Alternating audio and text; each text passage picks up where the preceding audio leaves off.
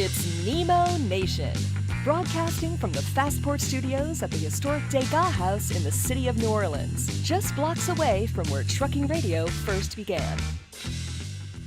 Well, good morning to you, Dave. Hey, Nemo. good morning, Jimmy Mack. Dre, myself, and you, and Dre, we haven't known this for like 3 or 4 days. It's just been like, this has just been chaos theory at play here. For those of you who aren't aware of the fact, our good friend Dr. John McElligott passed away. He's shuffled off this mortal coil, and his importance for the well-being and health of so many American truck drivers cannot be overstated. As a matter of fact, you can make a case that there is no Kevin Rutherford push for health.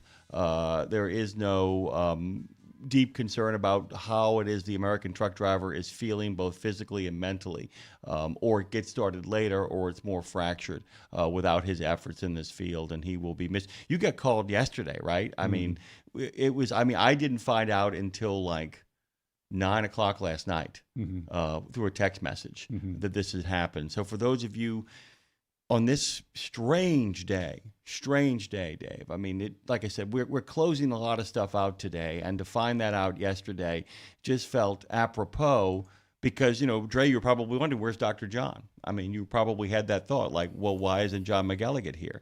And, it's one of those things, too, where Claire reached out to me last night. She said, have you thought about bringing on Dr. John? And I said, you need to take a moment. We need to talk for a second. And it came suddenly, and a lot of people had to be called. Dave did get called. They didn't forget Dave. It's just that in order to do... And I missed the call. Yeah, in order to be Nemo Nation, in order to do the show, you've got to... I mean, you go to bed early. Yeah. How long did it take you to make the adjustment from doing night shows to day shows? 1 day. 1 day. And that's the reality of that. There is someone who... And on my email here at dave@radionemo.com, Craig Daniels, 10 Ring... He found out, he says, I'm sorry to hear that Dr. John has passed.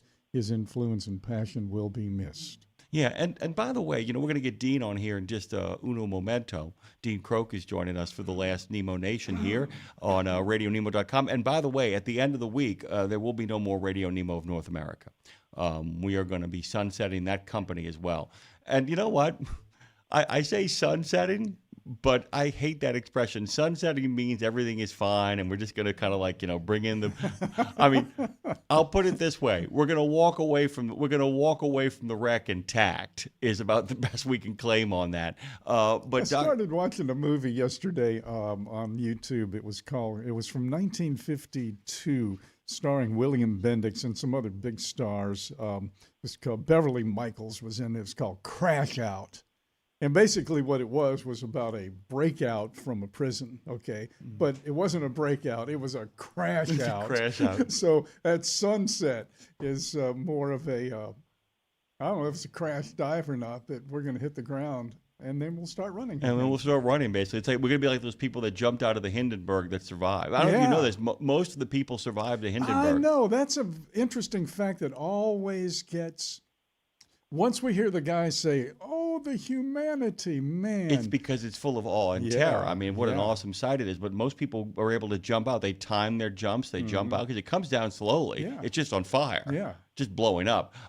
Dana, by the way, at Dr. John's Medical and at Fuel for Thought. Thank you, Dave, for your contributions to the trucking industry. You are a true legend. It's very, very kind. For those of you who haven't gotten a chance, go to RadioNemo.com. Claire has set up a wonderful thank you letter, thank you card for all of Dave's years of service. It's really lovely too. People got the spirit of it too. You know what I'm saying, Dave? Yeah. It's not ugly. There's no bitterness over there. It's just a lot of great people, and that number is growing. Claire's goal is to get to about 300. Man, I know it's past 150 already. There's a lot of folks who have signed that card. Nice. You guys should too. We got a great show this morning, by the way. Our good friend Dean Croak, who we'll be talking to here in uno momento, actually says, good morning, Road Gang. Good to have you. The Paranormal Pie Man says, yo, for the last time, Dre. For Nemo Nation, not for the week. We'll get one more year. But let's do it together, shall we, Dave? Can you care to join us in honor of the Paranormal Pie Man? On the count of 3, 1, 2, 3. Yo! And a bottle of rum, which we won't be having right now, even though it is Lundi Gras the day before Mardi. Were you ever such a Mardi Gras partier, either one of you, that you started drinking on Monday in the morning? during Mardi Why Gras. wait till Monday? I was. Hey, listen, man. A couple years ago, I was drinking since last Monday. Yeah. All right. Who stops? Yeah. You know what Well, I I mean? got to tell you, the starter pistol for me used to be Wednesday. There was one parade I would go see on Wednesday, and that was it, man. It was the brawl to drink it all, dude. Yeah. The brawl to drink it all. But it's at the point now, man, where there are so many parades, which, by the way, I am cuckoo for Cocoa Puffs about. I love it. Yeah. There are so many parades now that if you start drinking too early, you're going to miss something great. Mm-hmm. Because, man, on Thursday, they have Babylon, followed by Muses, followed by Crew de Tot. You could not ask for three different more pretty or yeah. different parades, because the first one is a bunch of geezers in golf pants living the dream. You know what I'm saying? We've been doing this since the 60s. And then you get to Muses, and it's like all these creative, progressive women. Yeah. And then you get to And we have a Muse's shoe here. somewhere. Yeah, It's in the back, yeah. It's in the back, yeah. Yeah. And then you get to Crew de Tot, which is a bunch of right-wing guys going like, we hate everybody. Which ones did Drew Brees go in and Sharon Osbourne? Because they were both, if you know off the top of your head. I think it's I think the Crew of Endymion. I think they were Saturday. I think Nice. that Saturday's one of the three super parades, by the way, are number one, Endymion, which is Saturday. Although you could make a case that Hermes is a super parade. It's just so classy that people think a little bit Hermes always takes a theme from classic literature and does it as the theme of the parade with fiber optic lights. So it's gorgeous and it's different as opposed to the big three, which are Endymion, Bacchus, which has a three trailer float called Kong Family. Yeah. And it's got Baby Kong, Lady Kong, and King Kong himself. And it's a monster, literally. And then on Monday, tonight, Harry Connick's parade, Orpheus, which I've been asked to be a member of on numerous occasions. They finally stopped asking me. But that's real fun. Matthew Michael, who is the best man at my wedding, he actually is the coordinator for it. He's the one that makes sure everybody follows the rules, keeps their mask on. That's a big responsibility because, well, you know, Dre's met Matthew and he's got the temperament for it. Like, come on, guys, don't do that. But put the put the sticks, people. We got Dean on, don't we, Dre? We're going to bring Dean Croak in right now. And good morning to you, sir. How are you doing? How's the world treating you? Welcome to the last Nemo Nation. Honored to be here. Great to be with you guys. Hey, Dean, Morning, good morning. Yeah. Great to be with you on the last show. I can see our good friend on the Google Meets, Dave Nemo, Jimmy Mack, Dean Croak, Phone Master Dre on the phones. Dre is actually on the phone, so let's say it together. 615-292-6366. Dave, your turn. Nemo. 615-292-NEMO is what is going on. And Dean, this is not so much this is the end of something, but you heard about Dr. John, right? I'm shocked. I just caught that news this morning. I know. I'm absolutely shocked. I found out last night, and then Brad Bentley almost instantly was like, you heard about Dr. John? And I'm like, yeah, I heard about Dr. John. Dave actually missed the message that he got because he goes to bed at the, as soon as possible Well, available. the embarrassing thing is she didn't call when I was going to bed. I saw her call when I was going to bed, but she had called me around 4:30 in the afternoon, and I missed the call. Yeah. Yeah, I don't think people realize the impact, Dean, that Dr. John had on us. We got about 3 phone calls. We'll get to everybody here in short order. Thanks, everybody, for their patience, by the way. But I don't think people realize, and Dave can talk more about this at length, how little care, you know this, Dean, from growing up in the industry, how little care truck drivers took of themselves unless they had a health care plan through the Teamsters. How many truck drivers did not take care of themselves? And Dr. John is the beginning of that effort to kind of really start embracing a lifestyle of health on the highway. Is that a fair assessment, Dave? It is a very fair and a very accurate assessment, actually. Here's a guy who joins the Navy during Vietnam, winds up getting attached to the Marines, winds up jumping out of helicopters to sew guys up with shoelaces in Vietnam, literally. And he was flying medevac. He was injured, fell out of a I mean, he had first all time of out his- the chopper, Dean, he falls 50 feet and breaks his back, and then gets up and starts and then starts taking. Yeah. And it's how he told it. He fell out of a helicopter, broke his back, got up, and started actually triaging wounded in Vietnam. And he becomes a medic for the same reason my Uncle Michael does, and neither one of them had any shame admitting this. They were given a choice where they could become a medic or they could become a barnacle scraper. And what Michael and Dr. John didn't realize that if you became a medic in the Navy, there was a chance you would go in country because you would get the Marines don't have medics. Mm-hmm. So they assigned a Navy corpsman to them. And so they ended up in combat in Vietnam as corpsmen, taking care of the wounded. And by the way, having to fight. I know I've told you about my Uncle Michael, Dave, who literally on the rooftop at Way City had to hold off Viet Cong while ministering to the wounds of 7 Marines on a rooftop at Way City. So those guys, Dr. John, my Uncle Michael, a lot of people saw some really serious stuff. So he comes back and he takes advantage of his GI Bill, and he becomes a doctor. And Dave, what got him into taking care of truck drivers? What was the push that got him there? It was basically not so much purposeful, I think, but he wound up having truck drivers as patients and stuff like that. Knew a lot of veterans, you know, that were who became truck drivers, and he realized, as you said earlier, just a little while ago, that he realized that, wow, these guys have there's no medical focus on these guys at all. They're just out there doing their thing as best they can without any medical supervision or guidance, if I can put it that way. Yeah, and by the way, one of his other early passions, Dean, is one of yours. He became obsessed with sleep. He became obsessed with sleep and apnea and how to kind of deal with it and all that stuff. And was it the tent? All kinds of stuff that they came up with to try to figure out ways to help people sleep better. It became an obsession. I do have to ask, and I want to get Dre in on this conversation before we get a phone call or two in, and before we get Pastor John. Speaking of Johns, I wanted to ask you, what's your favorite Dr. John story?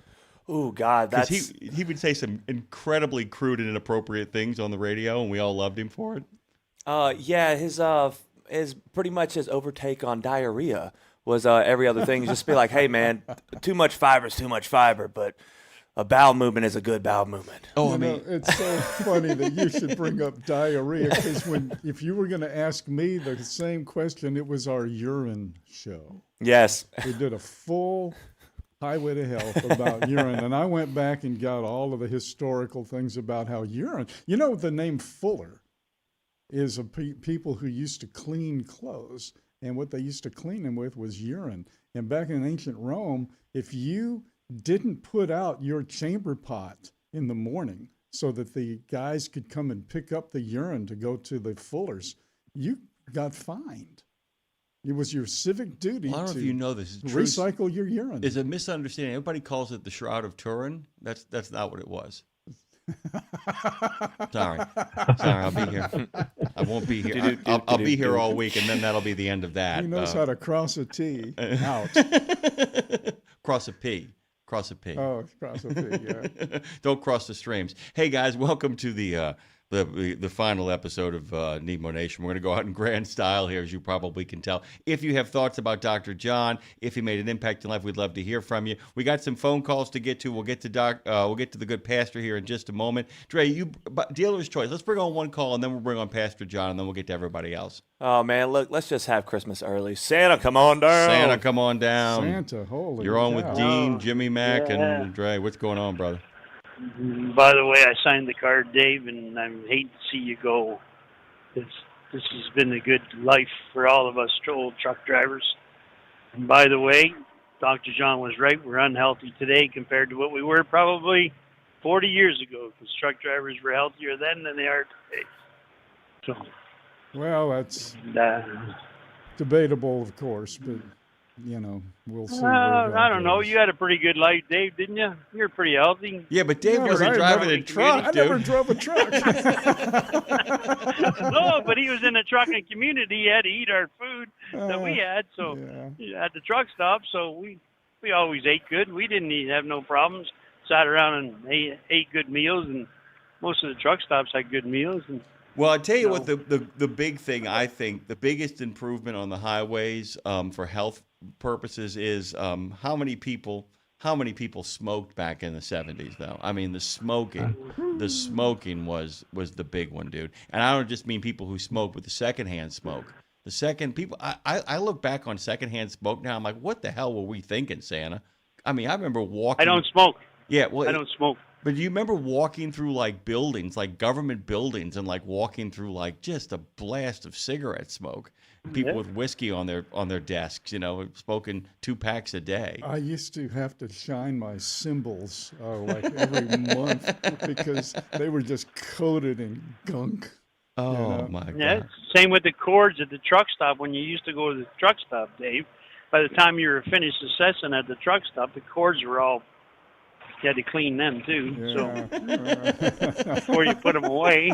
Do you remember ceilings in the 70s and 80s? You'd have those like what is those particle ceilings? What are those called? Oh my God! God. And The drop-in ceilings. Yeah, the drop-in ceilings, and they all were just yellow. And every once in a while, either they'd paint them gross or they'd replace them, which was a better approach.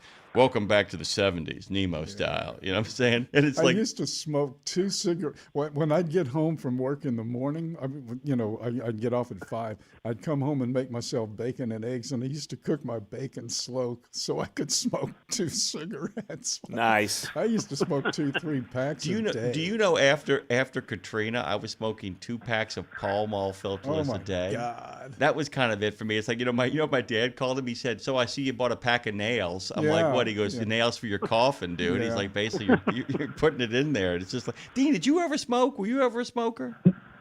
Never. Oh, Never. Good for you, man. Yeah. Good for you. May you live for 1,000 years. I'm telling you, dude, the 70s in the United States and the 80s were like, oh my God, I was like just walking through a blast of smoke. Santa, we want to give you a chance to talk here. Okay, so I want to put my condolences out to Dr. John's family. He was a good guy. He had lots of information, and he was a very smart man. He's going to be greatly missed, just like Dave's going to be missed, because we won't be seeing him on the radio anymore, or hearing him on the radio. Shouldn't be saying seeing, but we won't be hearing him anymore, and that's going to be greatly missed. And I really, my condolences go to Dr. John's family. And Dave, I hope you're the best retirement you could ever have. So, but safe and happy and healthy. And I know you're always healthy. You eat oatmeal every morning. So. With blueberries, dude. With blueberries. Anti-inflammatory, man. He gets, good for the poop and good for the inflammation. You know what I'm saying? I mean, Dave's taking care of business. Welcome to the inappropriate Nemo Nation. Santa, I want to give you the final word. We got some people we got to get in here, but give us a good final word. Be happy, be healthy, and the best to all of you when this is all over. Oh, Tell you yes. the truth. Thank you, man. Okay? Amen. Okay, take care. Goodbye, farewell, amen, which, of course, is the final episode of MASH, by the way. Really quickly, by the way, Craig Daniels said, what I love is that he brought up the term pecker checker, which is one of my favorite things that Dr. John used to always say. Dean, I was a pecker checker. Well, I got to tell you. Something about him, too, is that he went through the ranks. In other words, he was a corpsman, medical guy in the Navy attached to the Marines, so he started there. Then he comes back here, goes to Duke, and becomes a physician's assistant. And if you've ever gone to a big hospital place or doctor's place where the doctor, when we were in Nashville, I saw my doctor once down the hall, and we waved to one another. The physician's assistant was the person that took care of us. And she was remarkable, best medical person I've ever met in my life. John was one of those, and then he became an MD. A lot of them were. The nurse practitioner has begun to kind of replace the physician's assistant as kind of the go-to PAs person. are awesome. Dean, how often do you go see a doctor? You struck me as a healthy guy. At least every 6 months, and that's more of an age thing. And a lot of it's got to do with skin because of where I'm from, but at least every 6 months these days. I'll tell you this, speaking of skin, by the way, and Dr. John was really good about that too, Dre. He was really kind of spectacular, reminding people to put on their sunscreen and all that kind of stuff. And I'm going to tell you right now, there's a lot of stuff that I'm aggravated at my mom about growing up as a kid, some of the goofy clothes she made us wear. But one of the things she used to make us do was put on so much sunscreen by the pool. I felt like dorks, covered in white gloop. But I got to tell you, I'm so grateful for not having been exposed to all that sun growing up. We have a good friend of the show who usually gives us our affirmation by way of recording. Dr. John gives way to Pastor John. How you doing? How you doing, Mr. J? How you doing, sir? What's going on? I'm doing great. How you doing? Welcome to the Last Nemo Nation. It's been quite a ride having you along with us, my friend. We're doing good. I appreciate the ride. You guys having too much fun this morning and talking about the past, that's for sure. Amen. We just wanted to get you in on this one. So appreciative of the time you've given us and all that kind of stuff. And we were wondering, just for everybody here, if you could give us a little words of affirmation as Dave. And by the way, headed off to some vibrant country, not going out to pasture. Got a lot of drums to play, got a lot of friends to hang out with, and we're just hoping you could offer us some kind words and bless everybody out there. We got a lot of folks listening this morning. Thought we'd give you a chance to do that for us. It's not a problem. I was listening to you guys and just reflecting over all the times that some of the stuff that you guys were talking about, how I was involved in it in my growing up, and I was thinking, I said, man, they hitting on stuff I never thought about. That tells me that you guys got me by a few birthdays. Just a few. Talking about smoking. Who's counting? And my parents used to smoke, and I guess they found out that it could get you out of here quicker as well, and they stopped smoking. But I was laughing because they used to smoke in the schools when we were growing up. And that was. When you was talking, I was like, dang, that is true, how much they smoke. But Mrs. it was just Barnes, awesome 5th grade. to you guys. And I miss you guys already. That's the funny part about it, because I was just thinking about how good you guys have impacted a lot of the drivers that they've been in family of companies, and how a lot of them talk to me about, hearing me on your station and the words of encouragement that they get from my devotions with you guys, and how you guys really don't realize how you've impacted not just the drivers, but the world as a whole. You've touched a lot of people knowingly and some unknowingly, because a lot of people you guys have interacted with have taken what you've shared with them and given it to somebody else. So it's always, I call it a chain effect. You're always connecting people, and I want to tell you guys I appreciate what y'all have done over the years, and thank you so much, Dave, for your wisdom and your faithfulness to trust in God to even put you in a position to where you could even be able to, as you guys are saying, ride off in the sunset. But in Philippians chapter 2, verse 3, it says, do nothing out of selfish ambition or vain conceit, but in humility consider others better than yourselves. And some translations say, consider others more than yourselves. And I think that's what you guys have been doing for the last few years, is you're not thinking about yourself. You guys are always giving out good quality information, challenging us, challenging all the drivers to do better in this business of trucking, and just helping them to understand that life is bigger than trucking, but also help them understand that they got a friend and a colleague basically in the Nemo show, and you guys have done a great job of branding the trucking industry, because you can't go anywhere without mentioning the Nemo Nation. So I want to tell you, thanking the Word of God is clear that you guys we're not doing this out of selfish ambition or even trying to do it so that you can get I call it a puff up chest.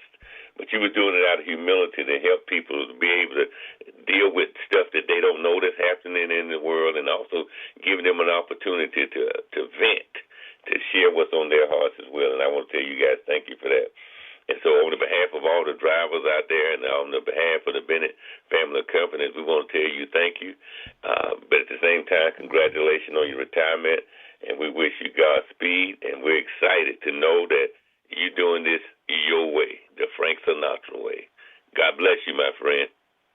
By the way, John, I wanted to tell you something. Dre, Dave, and I want to tell this to you. We love you, and there's nothing you can do about it. Hey, I tell you what, one of my drivers called me and told me, yes, it is. It's something I can do about it. And I said, well, what's that? They said, I can love you back. God bless you guys. Thank you, Pastor. Thank you, so much. Reverend. We love you. We really do love you, and you've meant so much to us. And I have to tell you, your brand of Christianity is my brand of Christianity, and we just love you for it. It has brought so much joy to so many people. We'll see you soon. What is Yes, it? sir. Thank you so much. It's not just goodbye. It's just until next time. Thank you, sir. There you go. There you go. Thank you, sir. Guys, by the way, he's taken a ride with us. It's 2+ years now, Dave. Isn't that Plus years. amazing? 2+ years he's done that with us, and it's just gone by like in the blink of an eye. The Southern Belle herself, Shannon Courier, says, Dave, thank you for your voice and for giving the drivers we all love a home away from home for 50 years. Enjoy retirement. Play some iconic music. Soak up some fresh air and sunshine. Love you. Okay. I have a question, and I know that Dean would probably like to hear the answer, and so would Dre. 2 songs. I'm looking for 2 songs. Okay. One, an actual trucking song that you feel like sums up the experience of trucking. Oh, but then wow. but then a So song. I can answer that right now. Well, I'm buying you time. Okay. This isn't a rapid fire question.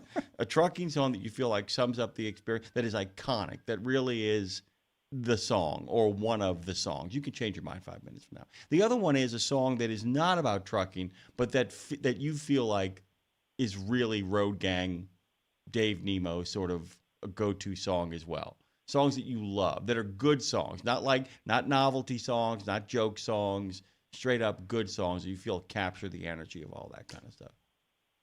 Okay, I can answer the second question because, well, I'll answer with the song that popped into my head and That's what we want. said it. Kansas City Lights by Steve Wariner. Not a trucking song, but it was immediately adopted by the trucking. Those are the ones that world. I really love, Dean. Those are the ones I love. Ones that aren't like somebody trying to cash in on trucking, but songs that feel like, no, like I said, the end is not in sight for me by the Amazing Rhythm Aces. I just feel like, I can't get enough of it. But that's a great one. Sandy Posey's Bring Him Safely Home to Me.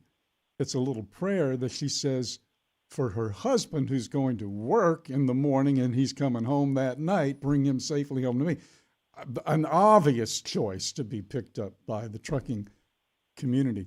And when I say the trucking community, I don't mean the drivers so much as the wives and sweethearts back home, because those were the folks who requested the music that we played by and large, and that was what we did. We weren't, listen, we don't have time right now, but I want to, I can't We have all the time we want, dude. Well, we're going into the break is what I'm saying. We can just make this up as we go along.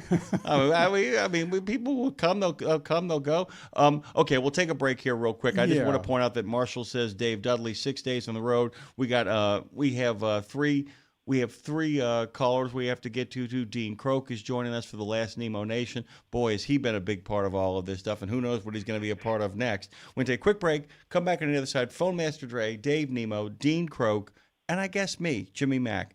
Dre, take us away. I pledge allegiance to the flag of the United States of America and to the republic for which it stands, one nation, under God, indivisible, with liberty and justice for all. Oh, say, can you see by the dawn's early light what so proudly we hailed at the twilight's last gleaming, whose broad stripes and bright stars through the perilous fight o'er the ramparts we watched were so gallantly streaming, and the rockets red glare, the bombs bursting in air, gave proof through the night that our flag was still there. Oh, say, does that star-spangled banner yet wave o'er the land of the free and the home of the brave?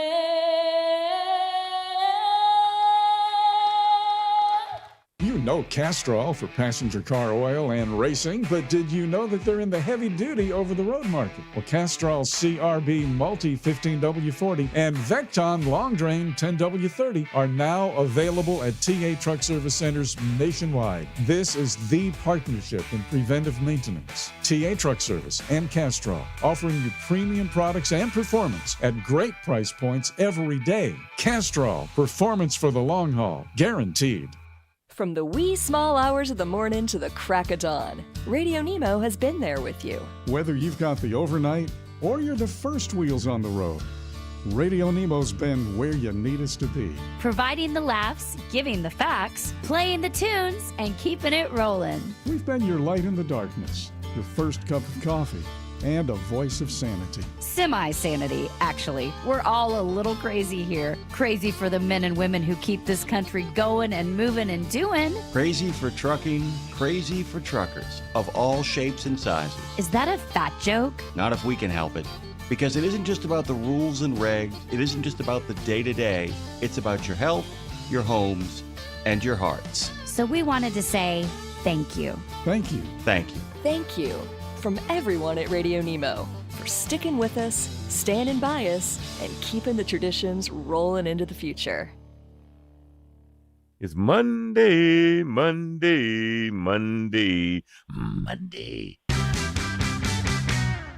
Take a breath and settle in for a bit of the long haul on Nemo Nation. Really quickly, Log Train Hank Williams was a non-trucking song that I really enjoyed about a different time and a difficult life. It had the dad, the kids, and the mom in it. Obie Starr wrote that. Marshall Platter says, sorry, I'm not going to be calling in today. I'm not sure I could keep it together. I've been riding with Dave for most of my 52 years of trucking. Proud of the fact that I got to know him personally. We're proud of the fact that we got to know you personally as well, too, Marshall. Thank you so much. Dave has another song for us, then we'll go to a call, and then we got a couple of things to talk about. What's the song, Dave? Okay, the song is called. Well, let me just say this: the song was the song was released in 1976, and that has some meaning here in terms of our country's history. Thought that was interesting. By Tom Shoemaker. It's called "I Believe He's Gonna Drive That Rig to Glory." It was sung by Craig Donaldson, but there was a narration in the song itself, and that was done by Ralph Harrison. So we always used to bill it as Craig Donaldson and Ralph Harrison. It's available on YouTube. You can pull it up.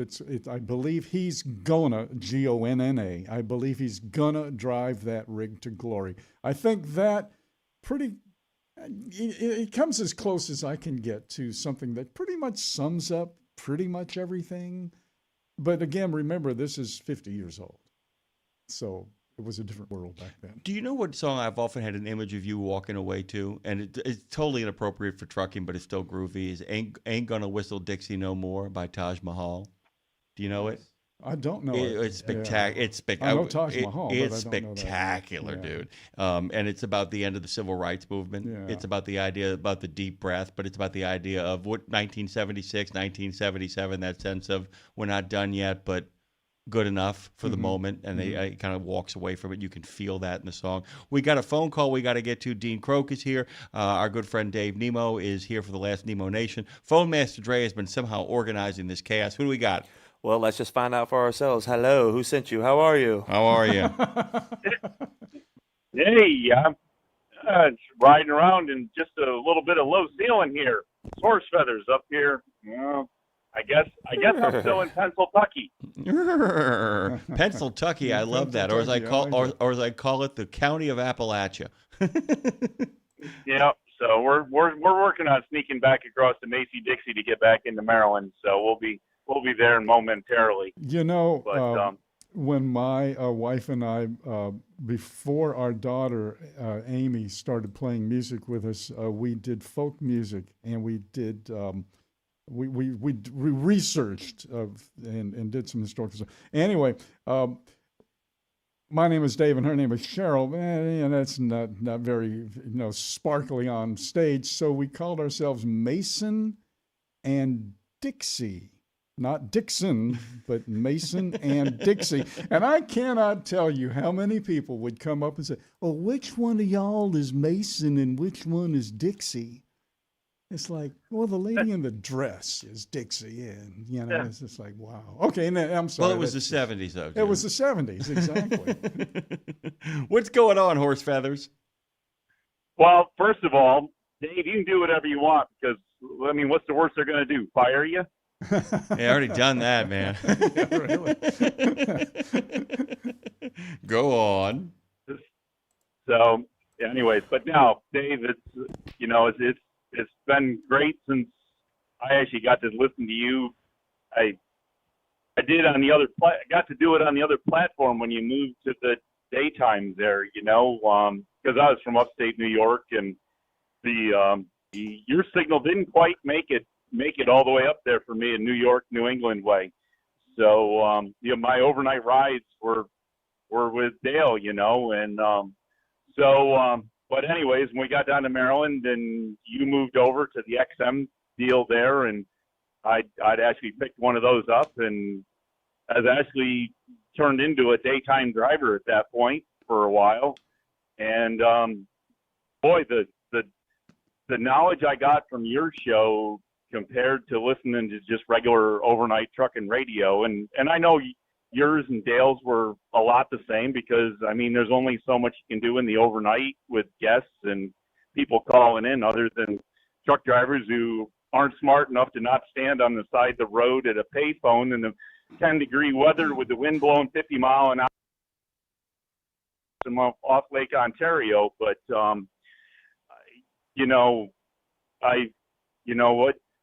what you did with your show gave me a lot more of the business side and of knowing more of the trucking industry than I ever did, because I mean I grew up with dirty and greasy hands, and I mean we talked about you talk about how the new drivers got the oldest junkiest equipment there was, and I'd carry a toolbox with me and I could pretty much patch anything up to either make it get through the day or at least get back to where I needed to get it to get something fixed.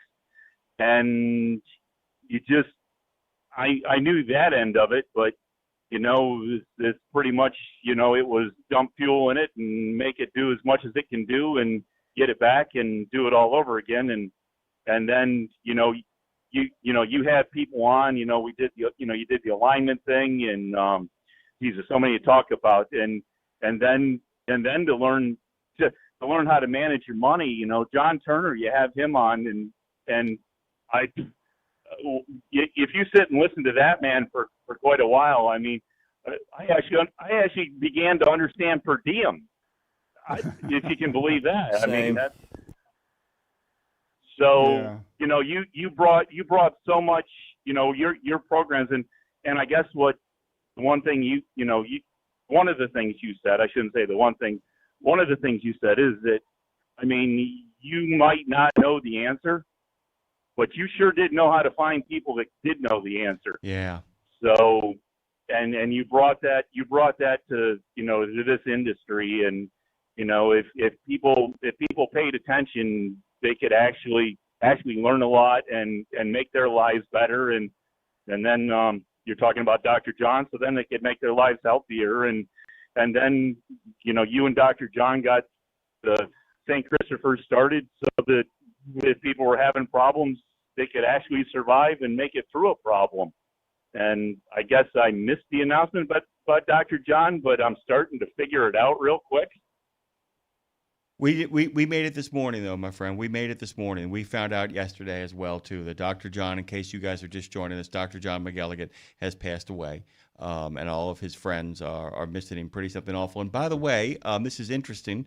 I actually am going to be talking at Matt's on the last day in the late afternoon about exactly what you're talking about the role that media and radio have to play in finishing off the education, or at least rounding out the education of what a driver needs to fully understand his or her job out there on the road.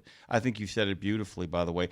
Horse Feathers, we got other phone calls to get to, man, but thank you so much for the call. And we will, if you make sure, by the way, you subscribe over at RadioNemo.com, because anything new that we got coming out, fun, goofy stuff, which is what I think we're going to kind of concentrate on to some degree, we want to keep you guys in the loop on, okay?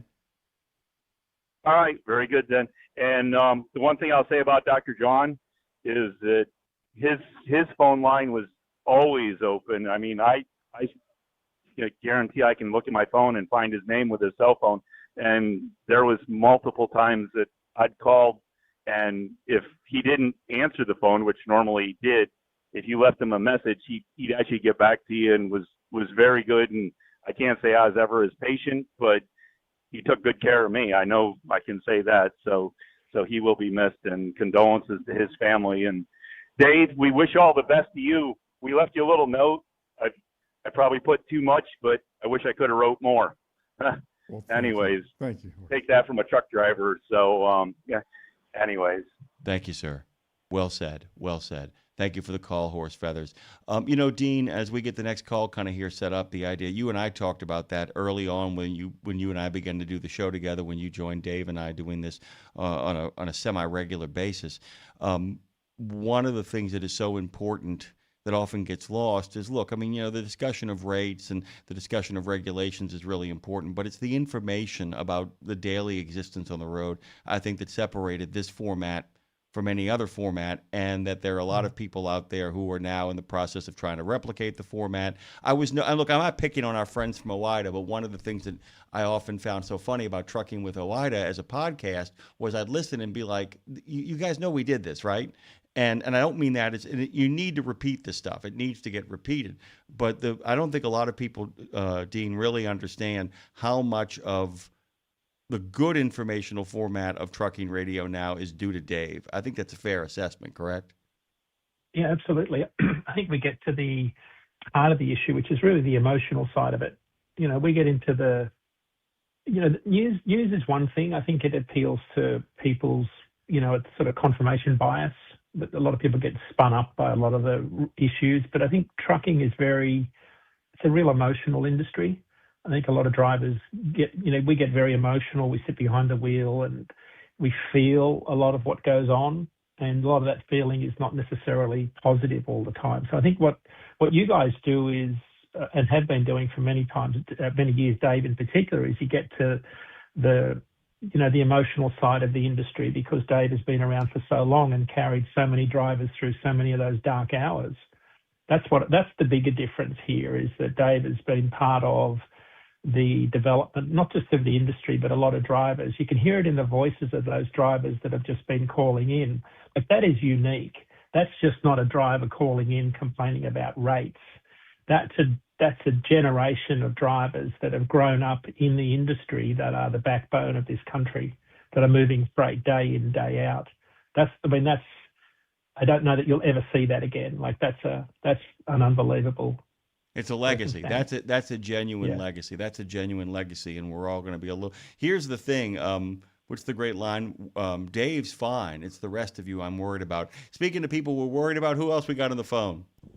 Ooh, I'll let y'all find out for yourself. Hello, sir. Good morning. Who are we talking to? What are you wearing? Why are you here? Good morning, Dave, Jimmy, Dre, and Dean. Weasel. Hey, fellers, how you doing? Good. How are you, Weasel? Good. Had to call in on this morning. Say hello to Dave one more time. Thanks, Weasel. And no one deserves a better time to get out and explore than you do. You've been hearing stories on the road about on the road. Go explore them places.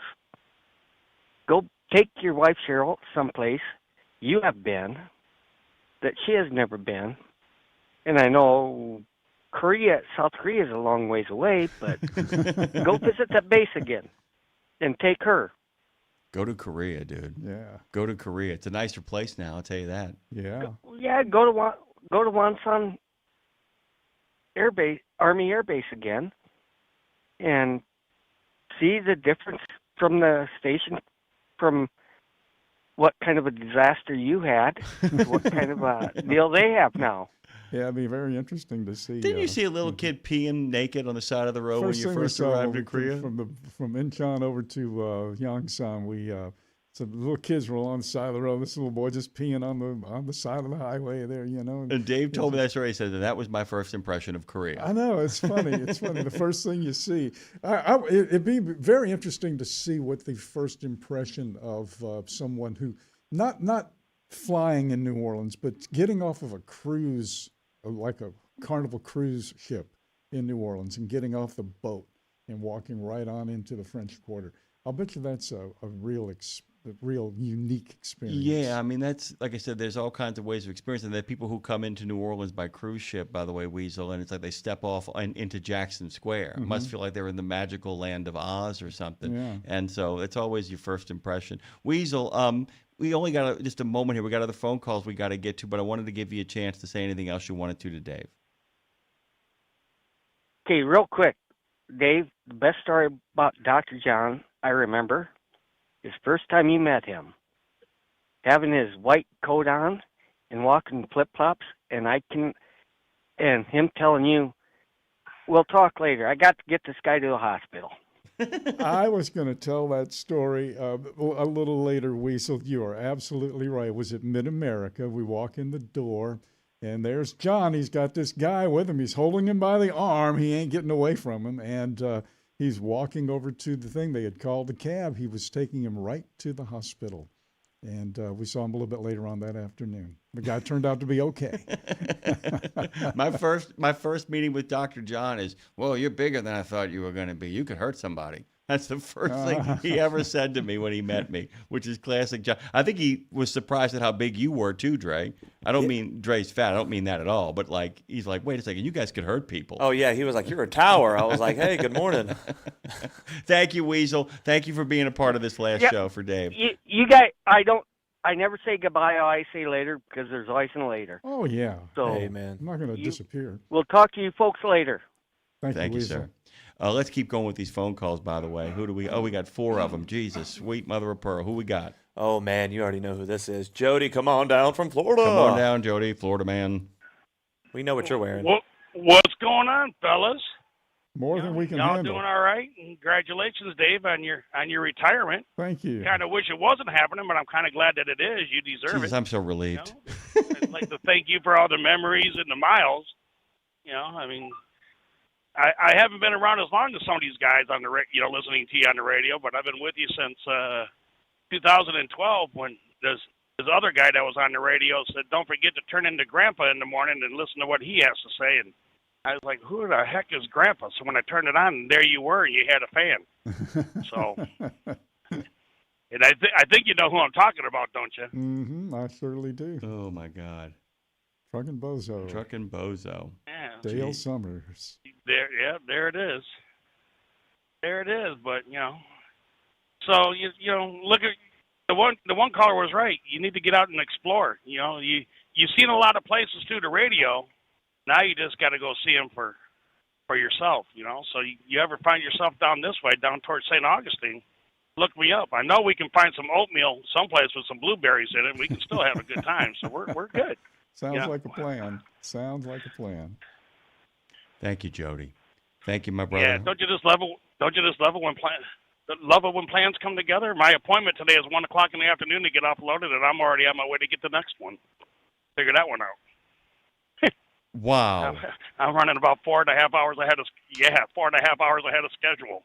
You see, Monday miracle. Dave is always bringing good luck everywhere he goes. Thank you, Jody. We got a lot of phone calls to get to. We love you, brother, and we'll talk over the course of the week. Okay? Oh, for sure. Yeah, that this week is not going to go without me calling you guys back and thanking all of you. But thank you, Dave. Lots of miles, lots of memories. I appreciate it. Y'all have a good day. You too, sir. Jody. Thank you, man. I want to before I lose the thought, I want to bring up something, and this is on the negative side, but I want to make this point because of Dr. John.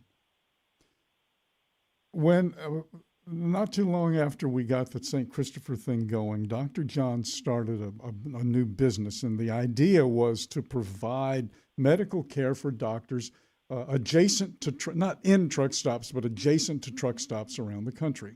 The first one was in West Memphis, Arkansas, at the TA there. Might have been a Petro. I forget which one it was. Okay. Dr. John had a trailer all set up, and it was called PDMD. Anybody out there remember PDMD and what happened to it? Well, this is really a shame, and I bring it up now so we don't let this happen again. PDMD stood for Professional Drivers Medical Depot, and it was a place where Dr. John was doing DOT physicals and other health things for drivers, the urine tests, and, all of the stuff that you needed to do to be compliant. He took care of there at the PDMDs, and if you were sick, you got, care. Well, the rumor mill and the conspiracy theorists came out of the woodwork. They came out of the shoulders. They came out of the trees. And they just talked about how PDMD was a scam. It was a government trap to get you to be disqualified, and on and on and on. And John couldn't believe it. He just couldn't believe it. This guy who basically fell out of a helicopter, breaks his back, and then goes to sew somebody up in the battlefield. This guy is going to rip drivers off with the government. Come on. So look, this kind of crap happens all the time. It's got to stop, because what would the world be like for drivers right now if 30 years ago PDMDs were at truck stops all over the country, and you could just drive into the truck stop, park, and go to get some medical care? Well, John is gone, and PDMD is gone, and it's a real shame that happened. And it was done by people who were hell-bent to destroy what he was doing. Yeah. And that's the truth. And that's the absolute truth. We got time for another phone call here, and Dre, who do we got? Ooh, cello. 10 ring. Jello! I'm sitting at the house on probably my last day at home time. I don't know. I'm waiting on my oral meds to show up in the mail, and today's a holiday, so it's not going to be today. But Dave, you've been an inspiration for so many, for so long. Thank you. Thank you very much. See, I say thank you to remind Dave to say thank you, because this stuff really kicks him in the feels. Yeah, it really kicks him in the feels. So. Yeah. I know why think Marshall's not people calling in today. I understand that, Marshall. Yeah. I don't think a lot of people really realize, one, how much you had to do with St. Christopher between you, Michael, and John, having the brainstorm, getting it up, and Tim being, I think, the first board member, one of the first board members, and over the years, I've only known you for, I guess it's been 10 years now. Hard to believe. Yeah. But, we've spent some, time on air and some time off air, just sitting and talking, and you never stop, when the microphone turns off and the mixing board turns off, you're out pressing the flesh and getting everybody involved, and it's something that went on all the time, and it was not just when the soundboard was turned on. It was always not just about Nemo Entertainment, but it was about trucking and what you could do for and to trucking. So that's one thing that I don't think a lot of people really understand. So I know you made me a better driver through education and bringing on the other guests. TMC, even though being a company driver, listening to TMC, you can listen for problems that you're going to have, and you can take it to the shops and you can say, hey, maybe it's this, and then again, he was mentioned earlier, John Turner, and then the spiritual, the prayers and the pledge, and when nobody else is playing the pledge and nobody else is doing any other things, you were, because you were not just a trendsetter, but you were an old school and even a modern continuation of what needed to be said and what needed to be done. And I look forward to what you're going to do next. I know it's time for retirement, but I know you've got a lot more sunrises left in you, and I'm looking forward to the Nemo podcast from the motorhome, the Dave and Cheryl journeys when they travel through, because I know you want to see the Columbia River Gorge like we do, the Maine in the fall like we do. I know you want to see all that stuff, and I'm looking forward to the journeys of Cheryl and Dave and the Nemo motorhome. Thank you, Tim. Wow, Craig, thank you, man. Yeah, that's why I speak for Dave, and then he's able to jump in and talk. This is tough. This is tough, brother. Thank you so much. We'll keep you in the loop about everything, and we'll keep you up to date about fun times and good things headed our way as well too. Thank you, sir. Thank you for everything. Appreciate you, Dre. We have time for one more call. I don't care. All righty. Well, we got 3, but look, I'm gonna take a. Let's do it. Bring on Impact Rat. Come on, Impact Rat. And then we got to let Dean get out of here, too, because he's got some stuff he's got to do. Good morning, Dave, Jimmy, Mac, and Andre. Hey, Pack Rat, good morning. Dave, hey, good morning. Dave, I probably, along with the other road dogs, knew that this day would eventually come, and I just want to wish you all the best in your future endeavors. I've been with you. We've talked about this before. I started with you when you were it was Sirius by itself, Sirius and then XM, and that was 20 years ago. And I think the biggest thing I have to take away from all this, Dave, is I think you helped me feel better about being a truck driver, because somehow I think the public perception is we are the dregs of society,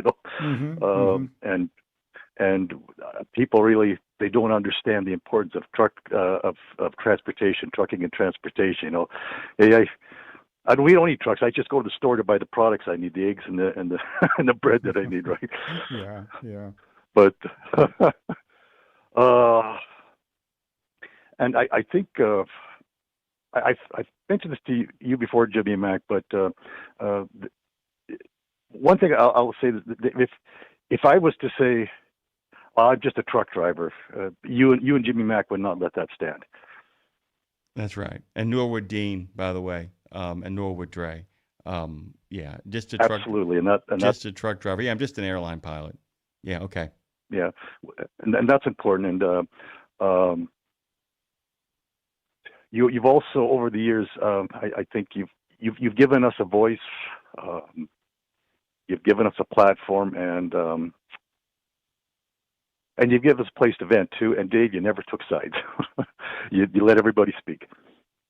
Yes, that was hard sometimes to do, but everybody has a point of view, and everybody brings baggage to the conference. They have their own things going on, and the old thing Joe South said, "Walk a mile in my shoes." Well, and the other thing is too Absolutely. is that there are more issues in trucking than there are in a Barnes and Noble magazine rack.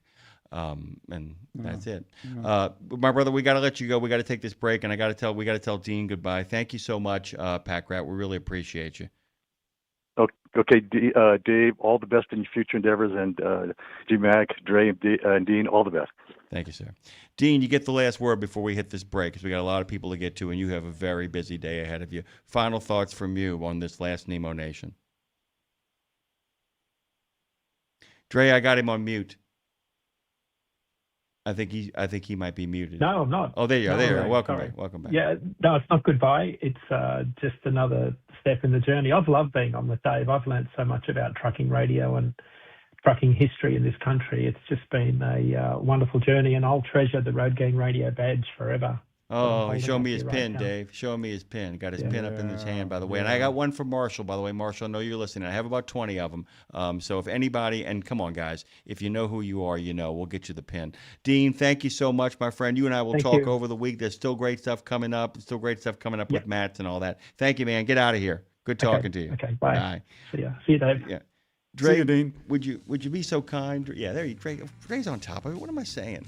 He's got it. We'll bring in more phone calls. We got Rebecca Brewster coming up here. Rebecca's coming up. Yeah. And I'm going to have to fight Dave to make sure he doesn't start asking questions about the trucking industry so we can just actually have some really fun conversations. Good morning to you, Brad Bentley. Big thanks to Fastport. This studio will still be in existence even after the last show.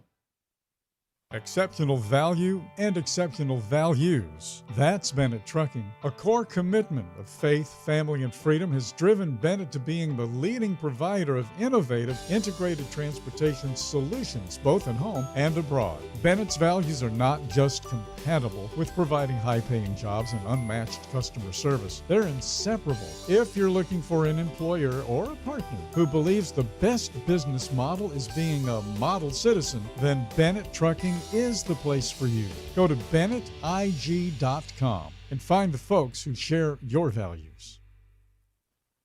There are precious few nonprofits in the trucking industry, and even fewer that make a tangible difference in the lives of professional drivers. So thank goodness for the St. Christopher Fund. Since 2008, over 4,000 over-the-road semi-truck drivers have turned to the St. Christopher Truckers Fund when a medical issue took them out of work. The SCF steps in and pays necessary household expenses such as mortgage, rent, utilities, insurance, and vehicle payments. The SCF also provides free health and wellness programs for drivers. So find out how the SCF can help you, or help the SCF yourself. They'll turn your dollars and cents into that tangible difference for the professional drivers who need it most. Support our highway heroes with a donation at truckersfund.org. Live from the I-10 corridor from the Fastport Studios in the city of New Orleans, it's Nemo Nation. By the way, our good friend Dave, Trucker Bosun, talking about smoking, said that when he was in the Navy, he was doing 2 packs of Camel filterless. Ooh, man. And I can think about that, a pack a day, and then I think about 2 packs a day. I mean, it's like, and then Eisenhower did 5 packs a day. You know, it's funny. I've made this point before, but when you're a kid in the 50s, at least I was, from my perspective, there were only 2 things. There were 2 cars, Ford and Chevy. There were 2 bicycles, Schwinn and J.C. Higgins. You get what I'm getting at. Well, yeah, that's real country. That's real country stuff. There. Yeah, that's real country. So stuff. those 2 things. I forgot what the point was. I was going cigarettes. To oh yeah, cigarettes. There was only 2 cigarettes, Camels and Lucky Strikes. And I smoked Lucky Strikes because my stepfather smoked Lucky Strikes. Or you could go on, you could watch television and you could see which one Huntley and which one Brinkley was smoking because everybody was smoking cigarettes while they were doing the news on television. Oh yeah, my biology teacher would smoke a cigarette and then blow it out the window while he teaches class. I almost burned the. That's true, Dre. I mean, Dre just laughed, but Dre, I'm telling you, man, I had a teacher. He literally he was a doctor. And he would just come in, he would teach it, and he'd go over to the thing, he'd light a cigarette, take a couple of puffs, throw it out the window, keep on talking. Yeah. Oh, yeah. Big time, man. Yeah. Big time. Big time. We're going to talk to Rebecca Brewster here in 2 seconds, but Obi Starr wrote something. He says, the year was 1978. Dad bought a 1972 4078 of his Transstar truck. I was 5 years old. Dad would take me on trips with him. Dad would tune into your station at night as we were coming out of Houston, Texas. Thank you, Dave. Obi Starr, thank you very much. Yeah, Obi, I'm older than you. Thanks for reminding me of that. We want to do a little transition music? Let's do it. And let's get Rebecca on in here, shall we? Everybody likes that Dave. Dave's a movie to hang out with everybody on this day. Hey, man. You know, when I wrote that, I didn't think anybody was going to sing it. And by the way, that's the exact words as you wrote them. Speaking of the exact words, exact facts, exact information, exact reality. That's who Rebecca Brewster is. Exactly. Welcome back. Hi. Good morning, gentlemen. How are you this morning? Who came in? Wait, somebody's here? Somebody's here? You said gentlemen. Oh, she's talking to us. Us. Oh, my goodness. I've been listening this morning to everybody wishing you well, Dave, and it's just, I've got all the feels going on myself, too. It's really something. Can you believe that we had our first Atri on the air in May of 2006? Yeah. Wow. Yeah, That was really. long ago and far away, Yeah. it seems like. Almost 20 years. Wow. Yeah. Mm-hmm. Wow.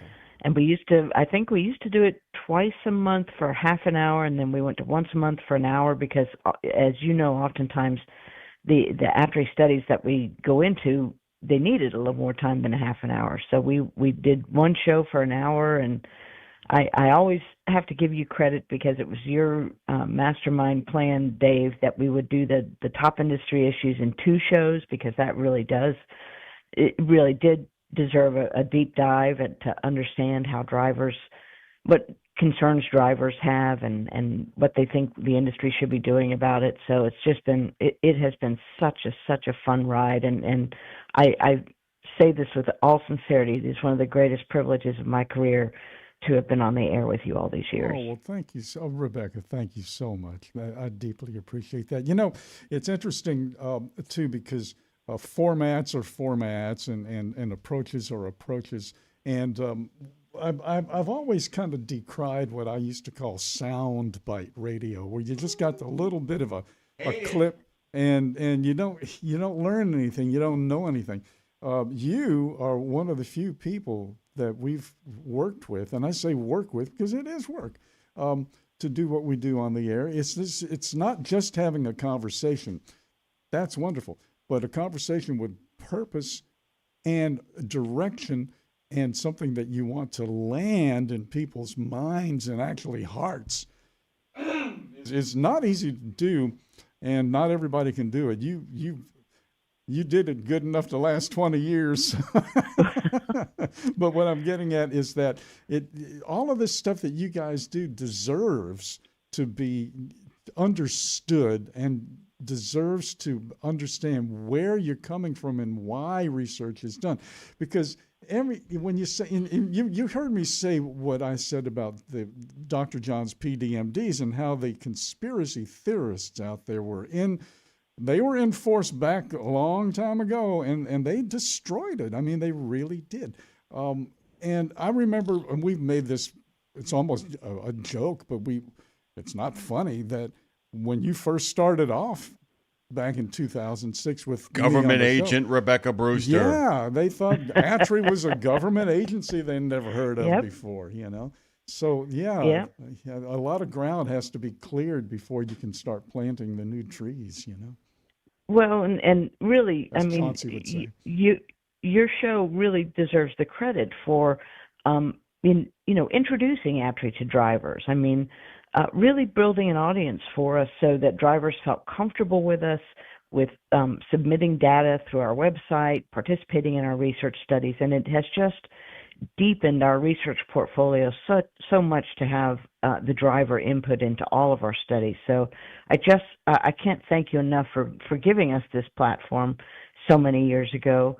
It really has just, leapfrogged our research so far into what it needs to be because of the involvement of the drivers who came to trust us and understand us because of the platform you provided us. Well, and the other thing is, Rebecca, I just want to give you a compliment, too, because there's some people who never got the gag. They didn't stay on the air long with us, but they never got the gag, who thought that they were somehow had to come on and be Cronkite, had to come on and be, news. And it's like I always would tell people, I never had to tell you guys this, anybody from Atri. I never had to say, if they don't like you, they don't listen. And one of the most important things is if you don't take the time to let people get to know you, how are they going to trust you? You know what I'm saying? That the idea of the voice of God doesn't work anymore on radio or television. If they feel like they don't know you, and I don't mean the whole thing about having a beer with somebody, although you're a hell of a person to have a beer with. But you know what I'm saying? The idea that it's like one of Dave's great gifts is that people got to know people, and because they knew you and liked you. Oh wait, this Rebecca person doesn't seem to actually be a secret agent for the government. They seem to be a person who has friends and family and people who love them and like them, and they got good information, and I want to listen. And I think that's one of Dave's great gifts to the industry is getting to know people as characters on the show as opposed to just talking heads. I couldn't agree more, and nowhere is that more evident over the years than when we've gone to Matt's. And Carla Rose on our team goes every year to Matt's, and then we all go at different years with her to support her. And 201, the folks who come up and say, "Oh yeah, I've heard you on Dave Nemo. I love hearing Dave talk about your research." So it's just been so wonderful for us, and I'm not gonna lie, I'm very sad that today is the last one of these conversations in this format for us, Dave, for sure. In this format. But we will find other formats, I know. In real life, by the way, IRL, I actually think, I don't agree with Mark Cuban about a lot of things, but one of the things I agree, he says with the rise of AI and the rise of technology and all this stuff, he said, I think people don't realize the opportunity to actually make a commitment to spend time with people you love in real life, he said, might actually be the next great frontier that we return to because the future was yesterday. And getting to know you, Rebecca, has been an absolute joy. We'll see you again, but we're out of time. But thank you so much, and thanks for making a commitment to this platform with us for as long as we could make it work. Thank you so much. Absolutely. Best wishes, Dave. Thanks, Rebecca. Breaking news! Oh, it must be Jamie Jones. It's got to be Jamie Jones. Do I have a Jamie Jones in the house? Hey, Jamie, how you doing? Hey, doing good. How are you guys? Doing good. This is Lindy Gra. Welcome to Lundy Grove, man. It's like, by the way, chaos is about to break out in the city of New Orleans. We'll be here doing a show tomorrow, Road Gang Radio, but it's going to be on Mardi Gras Day. And trust me when I tell you, Dre and I are going to have costumes on and then get the hell out of here almost immediately. Dre, you going down, by the way? You're going to? We shall see. Yeah, I'm going to get on your case about that. Sounds You should good. stay at Bentley's house. I've just invited you to Brad's house. Touche. Hey, Jamie, what's happening, by the way? What's going on? Well, I mean, Congress is still cranking out bills and stuff. We've got information from FMCSA now on how they're going to enforce the English language proficiency. It just doesn't seem to be slowing down right now when it comes to the news, So it's one of those things that it's really sad to have a partner like you guys who are going to shift gears and go a different direction, but because we've got a lot of important stuff going on right now. Well, I mean, and I don't want to be a jerk about this, but there are other platforms. But I think the thing that we're going to miss the most is, as we were telling Rebecca, is the fact that, having these regular recurring characters, and Jamie, I hate to break the bad news to you, your character, is of one the highest caliber. Of the highest caliber. How about this? You are a character who has character. How about that? You like that? I can live with that. I thought you might be able to. I feel like I'm part of that club, and so is Dave, by the way. What's the first time you met Nemo, by the way? Do you remember? Well, the easiest way to do it, I started covering trucking in 2000, so it would have been probably spring of 01 at Mid-America, if I were guessing. It was at, I think it was right around noon on the Friday. Really? Yeah. You really remember that? Yeah, I think we were going to a luncheon. There was something going on in that B hallway, and met you there. Yeah, I think it was the Ford. It could have been in that press room. That was it in the press room? It might have been in the press room. Yeah. Yeah. I think that's what it was. Crazy. I mean, I have that there kind of... There was some wild press conferences over the years, too. I mean, just wild ones. Yeah, it's been, like I said, and my getting a chance to know you as well, I got a chance to really kind of get, you and I had spoken on many occasions on radio and never had met in person. And I remember when we finally got a chance to meet in person, it's like meeting a kindred spirit. There's something that we kind of live, Dave, you, me, Dan Ronan, who's going to be on later as well, too.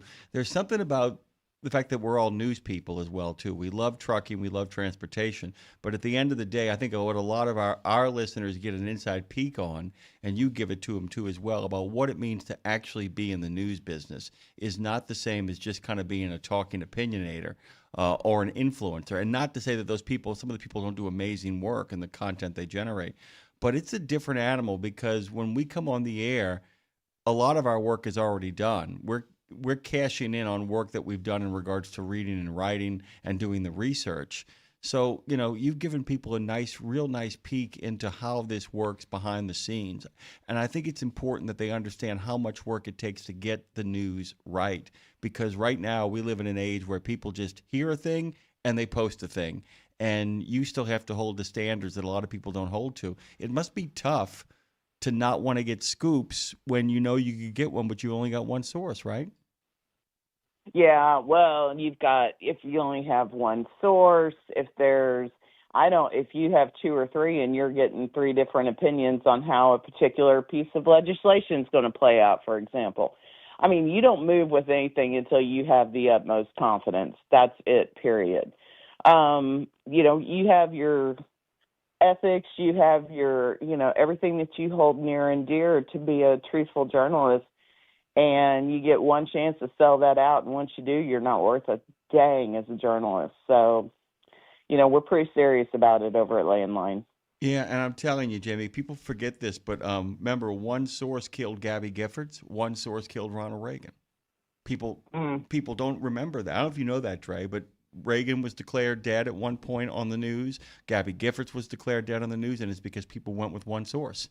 They went with the first source they got their hands on. And not to mention Mark Twain. Mark Twain. Rumors of my demise are greatly exaggerated. Ernest Hemingway was killed with one source and walked out of the jungle. I mean, it happens. Go ahead.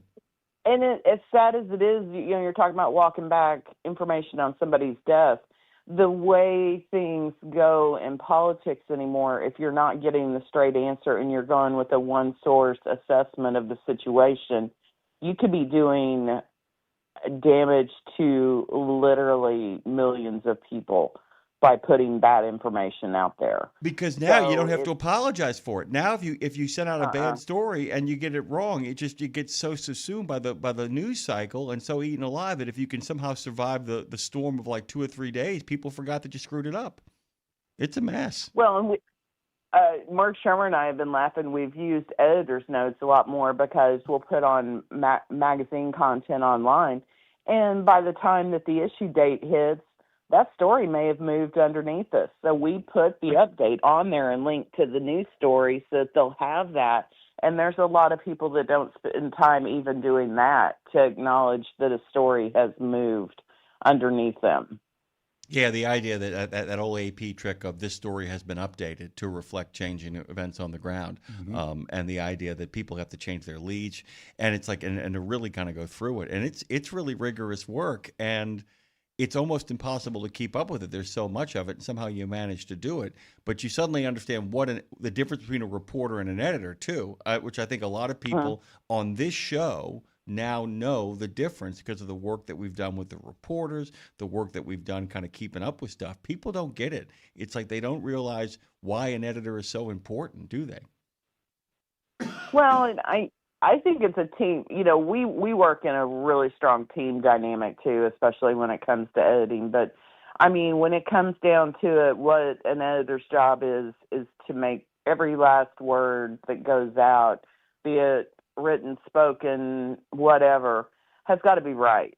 And and when you raise, that's how I feel. When you hire new reporters and then you have to literally raise them up in the trucking industry, it's kind of interesting when they start having those aha moments, and you can let them off leash, and they're safer and can go after these big stories.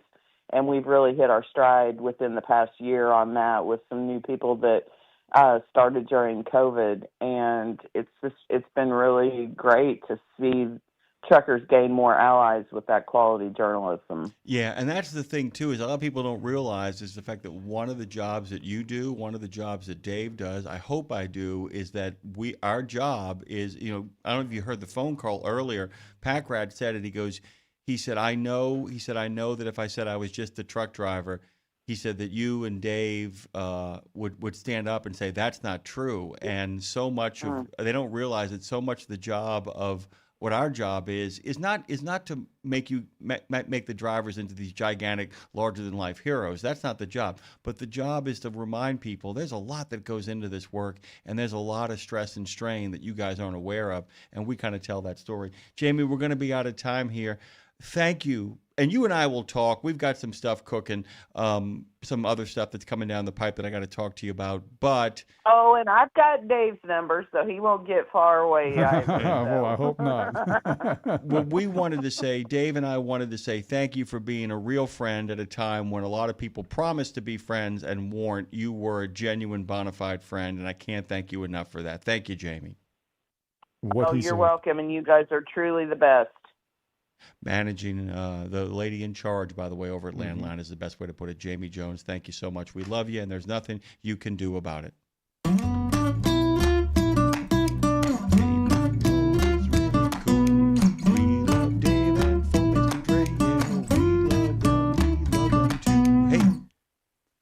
Hey, ho. You got somebody else here. You howdy. have a sheet in front of you that tells you who's next.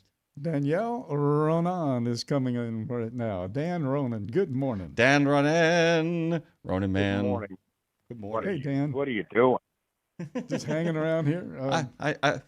Drinking coffee. I heard about you. You don't tell me. Don't give me that you were an attorney crap. You were a bag man for the boys downtown. How you doing? I'll get the bailiff. I'll call the bailiff. I'll get the Gavin. Mr. Gavin, get out of here. Dan Ronan, personal Your Honor, favorite. Are we limited by the amount of money that we can award? No, just use your best judgment and the evidence before you. By the way, I don't know if you know this, Dan. I'm going to force you to become obsessed with another movie. It's the 50th anniversary of the Bad News Bears, which I think is one of the great baseball movies, but also one of the great movies of all time. Just so you know why Mathau made that movie? Why is that? You know what the story is? Because he told everyone he was $2 million in debt to his bookie, and he needed the money. By the way, his attitude shows throughout that entire picture. By the way, He was an incredible. He played the horses constantly, and was always in debt and needed the money. So he told his agent, "Go get me a film." So that's a true story. That's a true story, by the way. I don't know if you know this. The director of that film is Michael Ritchie, who did The Candidate and did Smile, and is an amazing. He's a British filmmaker who is an American citizen, was an American citizen who just fell in love deeply with the country. And I think if you've never seen it, if you've ever seen the Bad News Bears, guys, you're missing something. If only for this line: "Turner, you puss had an intentional pass with the bases loaded. This is baseball, not backgammon, you imbecile." Sorry, I had to give you that one. That's pretty good. That's pretty good math. That's pretty good math out. That's pretty good math. You call spiking an 11-year-old girl baseball? That's pretty good. That's really pretty good. That's very good. But by the way, my favorite Walter Matthau line of all time, Dan, is "We need more time, Pelham." Sorry, Taking of Pelham 1, 2, 3 is peak Walter Matthau. If you guys, it's maybe the greatest transportation movie ever made. By the way, if you haven't seen, it's amazing. You've seen it, right, Dave? Yes. Oh my yeah. God. And it's been a long time, but yeah, it's an excellent film. It is. And by the way, I will just say anybody who's seen that film understands it's got the best ending involving a sneeze ever made in a motion picture. Gesundheit, bump. Dan, we it was funny. We were trying to get you on the air, and you're like, do you guys want me? And of course, you've been one of our favorite people over the many years. And we just were talking about you with Jamie, and we were talking about what's important in regards to having real news people actually serve the transportation industry. It really is crucial, isn't it? Well, I think it is, and it's important that people understand transportation and that they understand that the critical role that it plays in society and in the role that truck drivers, the role that cargo airline pilots play, the role that all these people play, because without them, we're in the soup. And Dave, to his credit, understands what these men and women do for a living. That's Dave's. Dave, I know you don't like to hear this. Dave, that's your legacy. You understand, and you made that connection with the men and women who do this, and that's what your legacy professionally will be. That you really understand, and they like you, and they get you, and they respect you, and that's what it's all about. Well, thank you, Dan. And I'll tell you what, if that is true, then that's all I ever would want, because that's exactly what we started off to do in 1972. Well, I think you do, and I think that be one of the they guys. relate to you, and they realize that you are a very caring guy who's always been in their corner and been their advocate, their friend, entertaining, informing.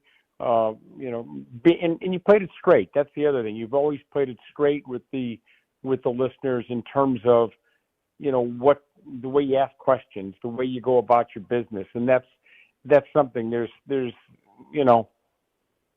Well, there's an authenticity that sometimes I think is missing in the media. A lot of it is performative, depending on how, where you're at on an issue.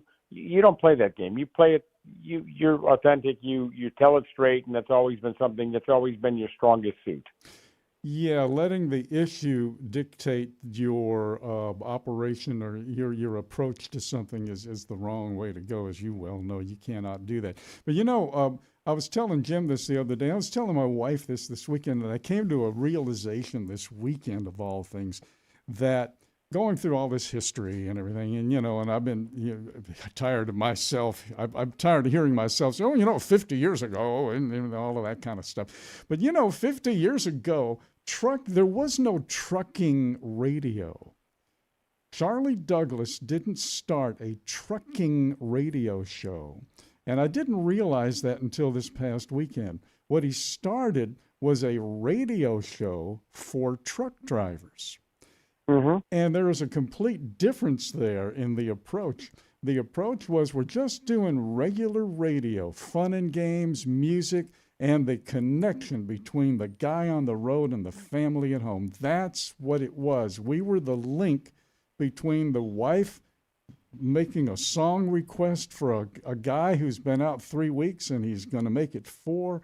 That's what truck driver radio was, and that's what the road gang was. It was truck driver radio. It wasn't trucking radio. Trucking radio, I don't think, really started until we went daytime on the satellite stations. And guess what? Everybody's up now, and all the suits are listening, and which is wonderful. I'm not using that in any derogatory way. I am, but I understand what you're saying, but there is something, because it crowds stuff out, because people start chasing money and they stop talking to truck drivers. Exactly. Can I tell Dan something very nice on the air that you said about him? When Dan first came over to Sirius XM, Dave actually came to me and he said, you heard who they're bringing on? And I went, who? He goes, Dan Ronan. He goes, we got a serious news guy. He said, this is a big deal. He said, this is a serious news guy who actually knows his business, and this will be a real benefit to the truck drivers out there. I don't think they realize what they're getting when they get Dan. This is a big deal. And I've never told you that, Dan, but I figured here's a good time, Very kind of you. I appreciate the compliment, and it's very kind of you. Thank you. Oh, well, it's not kindness. I'm never kind. I'm just truthful. Well, Dave, you're kind. By the way, I've been there for Christmas morning. You're a kind dude. You can be a kind. But I'm saying it's true, though. It's true. The way I feel about you, Dan, and you, Jim. I mean, and all the guys on the road. I just wanted to be one of the guys. I mean, that's true. That's true. My mother used to make me take my clothes when I got off at midnight and I came home from the river. I had to take my clothes off outside because I was literally too dirty to come inside the house. So that's where I come from, Dan, we're out of time, but I'm going to quote Walter Matthau. I'm going to change the Taking of Pelham 1, 2, 3 for you. We need more time, Ronan. We need more time. Well, there'll be time down the road with phone calls and friendship and all of the above. So Godspeed and good luck, and continued success, whatever the journey is, and play some music and have some fun. Thank you, Dan. Thank you, Dan. Dan Ronan, Bye, guys. regular contributor and a member of the reconstituted Road Gang. Thank you, Dan. Dre, we'll take a break here. He's already on top of it. What am I thinking? Dave is racing to the bathroom. By the way, that's what breaks are, a chance for Dave to race to the bathroom. Big thanks to truckdown.com, who stuck with us right till the end. Truckdown.com. Guys, really give them your business. Really download that app. That would be a really solid for us way of saying thank you to them. 17 Sapp Brothers Travel Centers are known for great food, hospitality, and mom-approved showers and restrooms. But don't forget the service centers. Sapp Brothers ASE certified technicians can repair nearly any issue in shop or roadside, including axle repair. Dig into your free steak dinner with your oil change. That's a Sapp Brothers tradition to thank you for your business. Tires? Sapp Brothers will beat any competitor's advertised price on tires. And download the Sapp Brothers app for exclusive promotions in the shop, restaurant, and store. Your spot under the coffee pot is waiting for you at Sapp Brothers. Did you know it's extremely easy to join the Wreaths Across America mission to remember our fallen heroes, while at the same time honoring those who are currently serving our country and their families? Plus, you're helping to teach our younger generation about the value of freedom. With just one $17 donation to Wreaths Across America, you're sponsoring a fresh Maine Balsam Remembrance Wreath. They've really become a symbol of America's respect for those who bravely served and are no longer with us.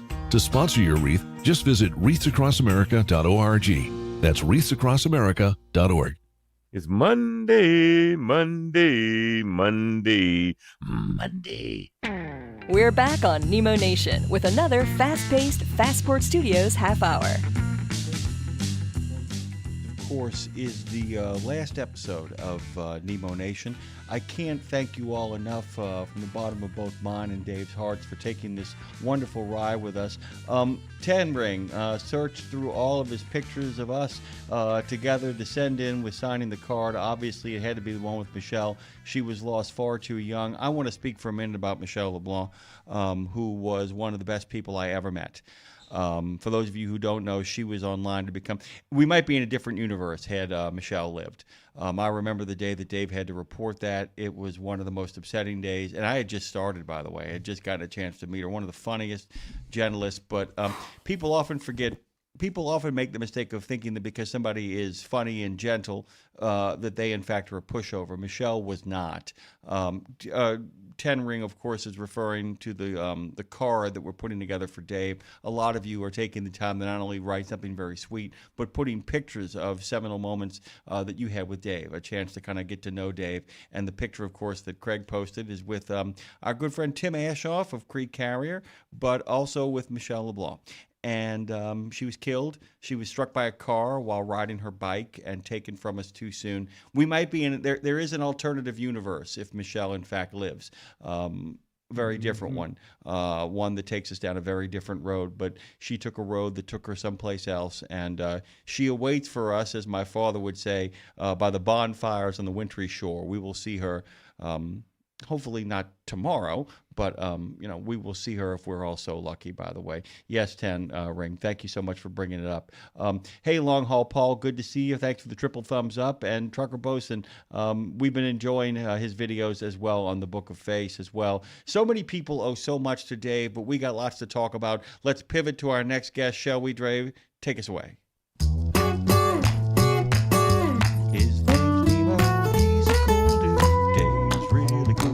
I'm glad you didn't come up with that earlier.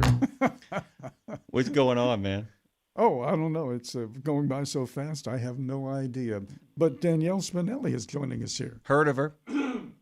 I actually understand that she's she's a talented lady when it comes to spotting the fraudsters out there. Boy, and your latest post here, Chameleon Killers on Americans' Highways. That graphic that you have there is, wow, that is amazing. Did you put that together? No, I did steal that one, but it is pretty wild what's going on out there. So yeah, it's interesting to learn about, and yeah. You know, it's funny. You have something going on, and it's in a box. And it stays in that box for how many years now, do you think? 25 years this has been going on? I mean, when the seed was planted to get to where we are now, I'm saying about 25 years. Could be, you know. What are you talking about? We're talking about chameleon killers, chameleon carriers. Chameleon killer carriers. You realize? Wait a second. I'm gonna pick on my father-in-law here for a second, Danielle. I'm going to tell you this really quickly. Is the fact that this is what is known as the literal definition of in media res, where you drop people into the middle of something. They have no idea what the hell you're talking about. I know what you're talking about, and she knows what you're talking about. You got to catch everybody else up on what you're talking about. Okay. Well, first off, Danielle, do you know what I'm talking about? Yes, I do. The chameleon carriers / killers. Yeah, definitely. Yes, okay. Yeah. I'm thinking this has been going on. I think it started about 25 or so years ago, and now the lid has just been blown off the box. So it seems like everything, everywhere, all at once, like the movie title. But it's not. And so when the smoke clears, how long do you think it'll take the smoke to clear to find out what the real numbers are and what the real threat is? Because headlines are one thing, but day to day is the reality, if you know what I'm trying to say here. I'm not doing a good job of it. Actually, can we start really simple? Would you do me a favor and define for our listeners what chameleon carriers are?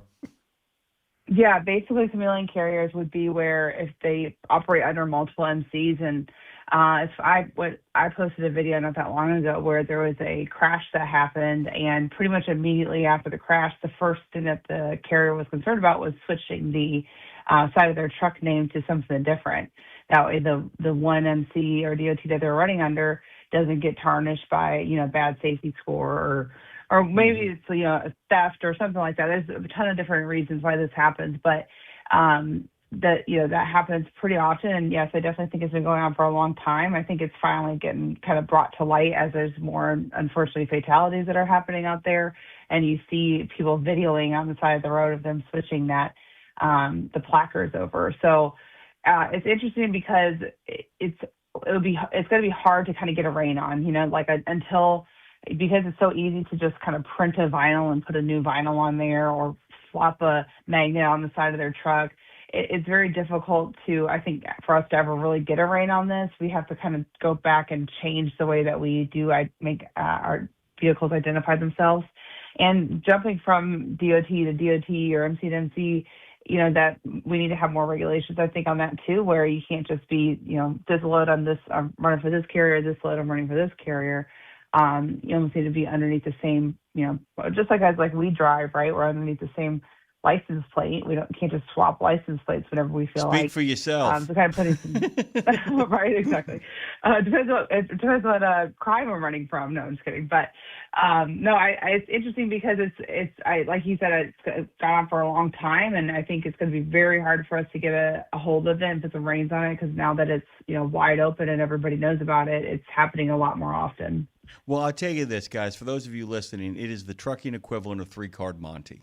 Is the best way to kind of think about it, and it's one of those things too where it's just a game of whack-a-mole. For the people who perpetrated, it's a 3-card Monte situation. For the people trying to stop it, it's whack-a-mole. Because just when you think you've caught up with it, it literally is, and it's not just slapping stuff on the side of trucks either. And please correct me if I'm wrong. It's also like, well, I've got offices in this state, I've got offices in this strip mall, I've got offices over here, and then every time you think you've caught up with them, they literally just slip into the ether and end up someplace else. Like, well, I got these guys in a strip mall in California. Oh no, they're behind a gas station over in Oklahoma. Oh no, wait, they're in an industrial complex over in Minnesota, and on it goes. And that's the most difficult thing, and the only way you can kind of keep up with it is by keeping it up with it in the moment, the way these people are doing by filming it as it happens, right? Right.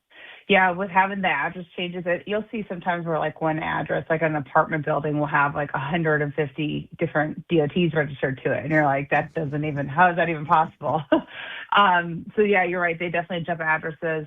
And not having that accountability where nothing's being checked, nothing's being, verified at all makes a big difference. And even like your business license, for instance, whenever you go into, register like your bank account, you put in your business license, and even that step of that, makes it where there's at least some validation going on. And unfortunately, right now, with the way that the FMCSA is regulating things, there's really not that validation. They're just kind of like, oh, I hope you are entering in things right. Now, they made some improvements, like they quit letting PO boxes be in there finally after so many years. That just stopped, I think it was last year or the year before. But yeah, you're right. They're just running from place to place. And it's not even really just like bad guys, right? Like even some of the more legitimate carriers, maybe they're running fine, but it's just kind of a more of a society norm in the trucking industry to just have these like, fake addresses here and there. So it's not always just like a criminal activity. I think sometimes they're running from like a safety score and having those different MCs just so that their insurance isn't so high that they can't afford to be on the road and things like that. So yeah, there's criminal and then there's shady. The other thing I wanted to talk about, since this is Dave's last show, since this is the last Nemo Nation, I wondered if you could possibly talk about how important it is to set up networks of information. Because one of the things that you do is that you let people know what is going on. It's not just a matter of studying fraud. It's irrelevant if people don't know what's going on with it. How do we set up a network of, because let's face it, I mean, most people are legitimate. Most people that work in the trucking industry, I know it kills some people inside who think that everybody's a cheat but them, that grand American tradition. But most people are running legitimate. Most people are doing things by the rules, and they're the ones who end up paying for this. Like I said, if everybody's breaking the laws of the highway, it's a disaster. Most people aren't. So can you talk about a little bit about the importance of how we set up lines of communication and information to let people know what's going on, and also how do we use those informational outlets to stop this? Yeah, great point. I mean, there's a ton of different resources out there, right? Like there's like TIA is one. I know there's a lot of different trucking associations that do a lot of educational pieces. I personally have my own podcast where I have Fraud Girl Fridays on there. I think the biggest thing is finding a source that aligns with your type of business, and then making it where you stay up to date. Because like you mentioned, today's cargo theft methods or fraud methods is one way. These guys get more clever and clever because they realize we're onto them. They switch it up. And so it's making sure that you're part of a network that keeps you up to date and is relevant to your business. I mean, everybody in the trucking industry is a little bit different, right? Like if you're hauling, auto or, reefer or flatbed, everybody has a little bit different things going on within their little niche. So it's finding, that outlet where you can listen to and keep up to all new information. Dave, did I ever tell you the story about Andrew Higgins? I don't know if you know this, but Andrew Higgins, the guy who invented the landing craft that actually took the beaches at D-Day, was one of the inventors of the PT boat. And one of the ways he perfected it was he would sell them to the Coast Guard to stop the rum runners. And then he would sell a better version of it to the rum runners to get past the Coast Guard, and then he'd come up with a better version to get past to stop them. And it's the American way, And the thing is, too often, I was kind of curious to ask you this question: are we making any effort to kind of, the way that cybersecurity does? If you can't beat them, pay them off. Are we making efforts to work with anybody who's a former fraudster to be like, hey, we need some help spotting these guys? Do you know of any efforts in that direction? I mean, that's a good way to kind of catch a lot of these guys, is go pay somebody who's been doing it forever, Yeah, I know personally, I have a couple of networks where they deal directly with these bad guys. I do not know anybody personally, but I know that they deal with them, and they kind of go under the false tense that they're helping them out, but then they'll feed information to the good people. So I know that is happening. Luckily, the government, they just started like an FBI task force, and there's a couple of different ones throughout the U.S. In California is the one that I know the best. I personally know those guys. So they definitely are working, and they have, that intel from, undercover or whatever they need to do to kind of get that intel. Because what's funny is they're operating similar to kind of like the drug rings, right? Like they have the different levels within these theft rings, and mainly a lot of the guys that are at the top are not in the United States, and so it is finding the when they arrest the small guy, how do they rat on the guy above, and how do we get intel from what they're doing? So they're definitely trying to make that progress on a arrest level. You're trying to make arrests, trying to get as much information as possible. But I think that's an interesting way to get at it as far as cybersecurity wise, because it's always been a thing, cybersecurity. But I think right now we're seeing like peak levels of, carriers' emails getting phished, and then a lot of times they don't even do anything right away. They'll live in an email for like 6 months to a year and just live in there waiting on that right load to come through that's worth X amount of dollars, or waiting for just the right moment so that they can go ahead and enter in and different loads and live in their deleted box. So it's kind of a scary world out there, but I think just knowing all the information, being as due diligent as you can, doing some extra security checks and things like that, it will make a big difference. We're joined by Danielle Spinelli, the fraud girl, host of the Tell Me Everything podcast, trusted fraud fighter and carrier, vetting expert, and by the way, was honored in 2024 with Women's in Logistics Award. And it's good to have you. Thanks for being a part of the last Nemo Nation ever and Dave's unofficial retirement party from Trucking Radio. Yeah. Thank you so much, Danielle. Thank you. Yeah, thank you so much and congratulations. Drink lots of Mai Tais by the beach. Thanks, Danielle. Thank you, Danielle. We're going to do a little pivot here. Say it with me, Dre. Pivot! Pivot!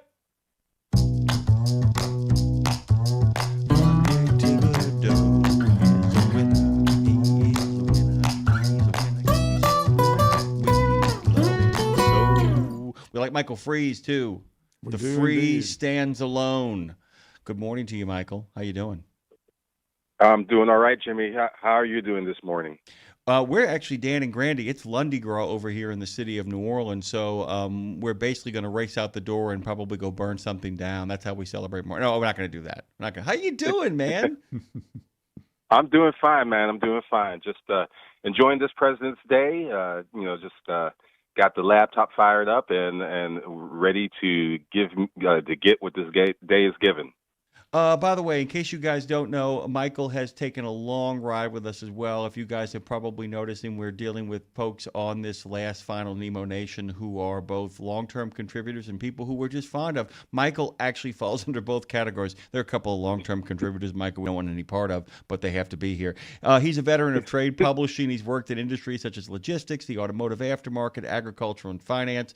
But you guys know him over at ttnews.com. He's the Transport Topics features editor. He's a veteran of the U.S. Navy, and he lives in Alexandria with his beautiful wife and charming and handsome son. Michael Freeze joins us this morning. Good to have you, buddy. Let's kind of just talk overall about, where you think news and information is heading in trucking radio and in trucking transportation information, where you see things headed, and then Dave's got some questions and thanks for you. Well, I mean, I can tell you from where I'm standing, Jimmy, with Transport Topics and the way we're, telling stories about the trucking industry.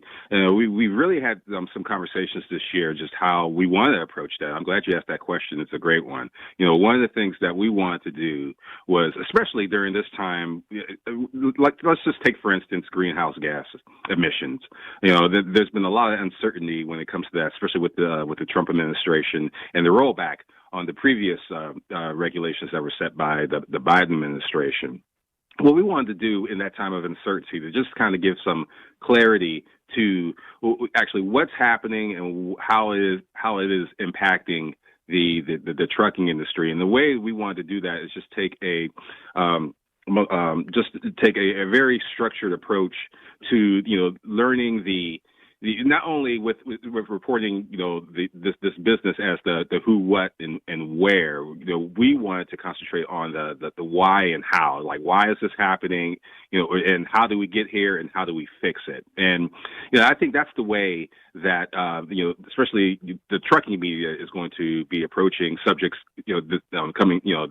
coming this year. So I think just having a structured approach and really getting into the deep dive of things, I think that's the way that, journalism is going, especially in 2026. Yeah. And I sometimes am concerned, and I won't lie to you. One of Dave and I, we've talked about this at length. Look, I know that a lot of people who work in the news and work in the media in this industry often see their focus as just talking to suits and talking to influencers and all that.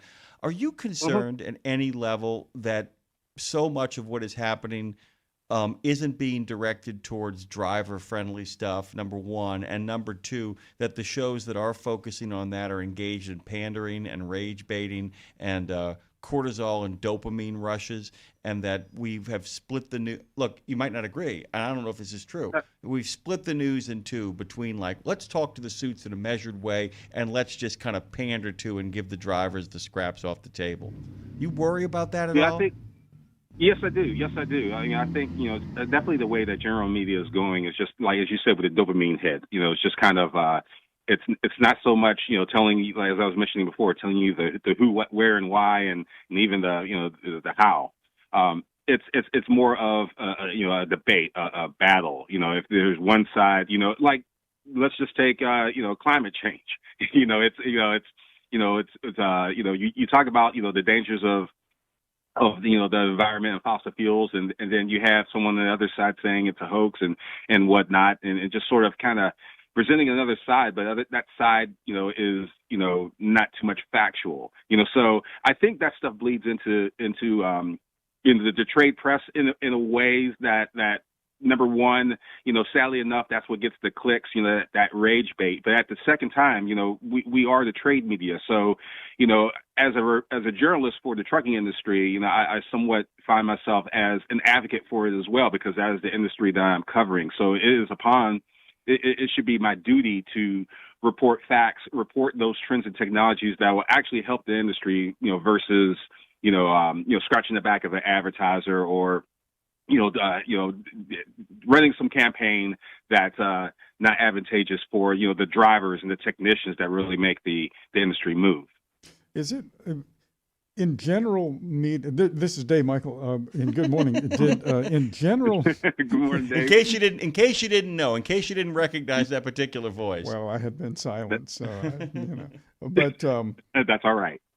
Trucking is such a closed world. It's a world unto itself, and my take on that is it's kind of purposeful, and it almost has to be purposeful because it's completely different a world inside a world, if that makes sense to you, inside society. So that makes perfect sense. Yeah, and so in that little closed box community, it's really hard to separate wheat from chaff a lot of times, and it's really hard to separate news from promotion sometimes.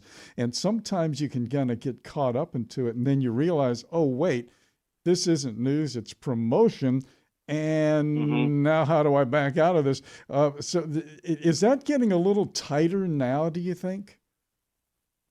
I think, in trade publishing, I actually think that the reporting, especially on our end, it's drawing a little further away from that. Even the advertisers that we deal with understand, especially with transport topics, and maybe that's because of the of our reputation, just the 75 plus years of being on the scene in the trucking industry. I think there's a little bit of respect and gravitas that comes with transport topics, but with other publications, you always, you have that danger all the way throughout the whole industry press, but it's definitely a good thing to draw that firm line and making sure that line is firm and not flimsy in any way. So we do our best in making sure what we put out is informational. It helps the readers, which are trucking executives and fleet maintenance managers and those people. Those people are the experts. And I think being in the industry with those types of experts, I think they're able to sniff out what is news and what is promotion. It's such a tough call, by the way, because one of the things that a lot of people don't understand that you get, and I don't know if our listeners understand this too, you get press releases now. And there are people who are writing press releases who found that were good journalists, really top-notch journalists, who suddenly realized, because as you know, people who work in journalism make a ton of money. Oh, wait, hold on. Yeah. But people, but I have a friend of mine who actually was a great sports writer who now is head of PR for a professional sports franchise. And I said, what was the biggest reason? He said the money. And you can get a press release from somebody like that. Man, the urge to just print that as news, because some of these guys and some of these gals know they're doing their job. But you'll get a press release now that reads an awful lot like a newspaper story or a magazine article, don't you? And it becomes very easy for people who are desperately in search of content is king nonsense to simply just publish that as is without any fact checking, right? Yeah, that's that is the part of the game. It's one thing with press releases.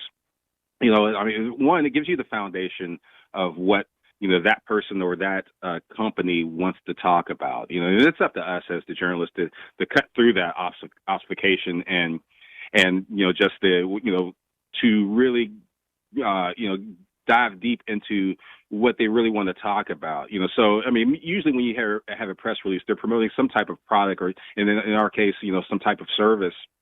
What we like to do is just gather up everyone in that particular niche. It's like if you're talking about Mack trucks, for instance, you want to get international with some words on the on whatever subject that's being talked about, and those press releases just sort of kind of give you that guide way into what these companies are. And what you were saying, just having a PR person that has a journalistic background, that really helps us out in the sense of, what can be news.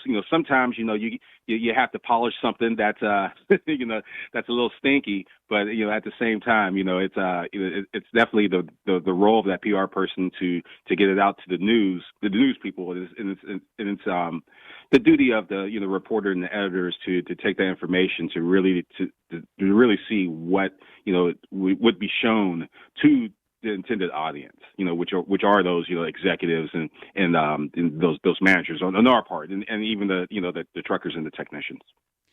Let me just ask you a final question here. When is the first time? Do you remember the first time you met Dave? Do you remember?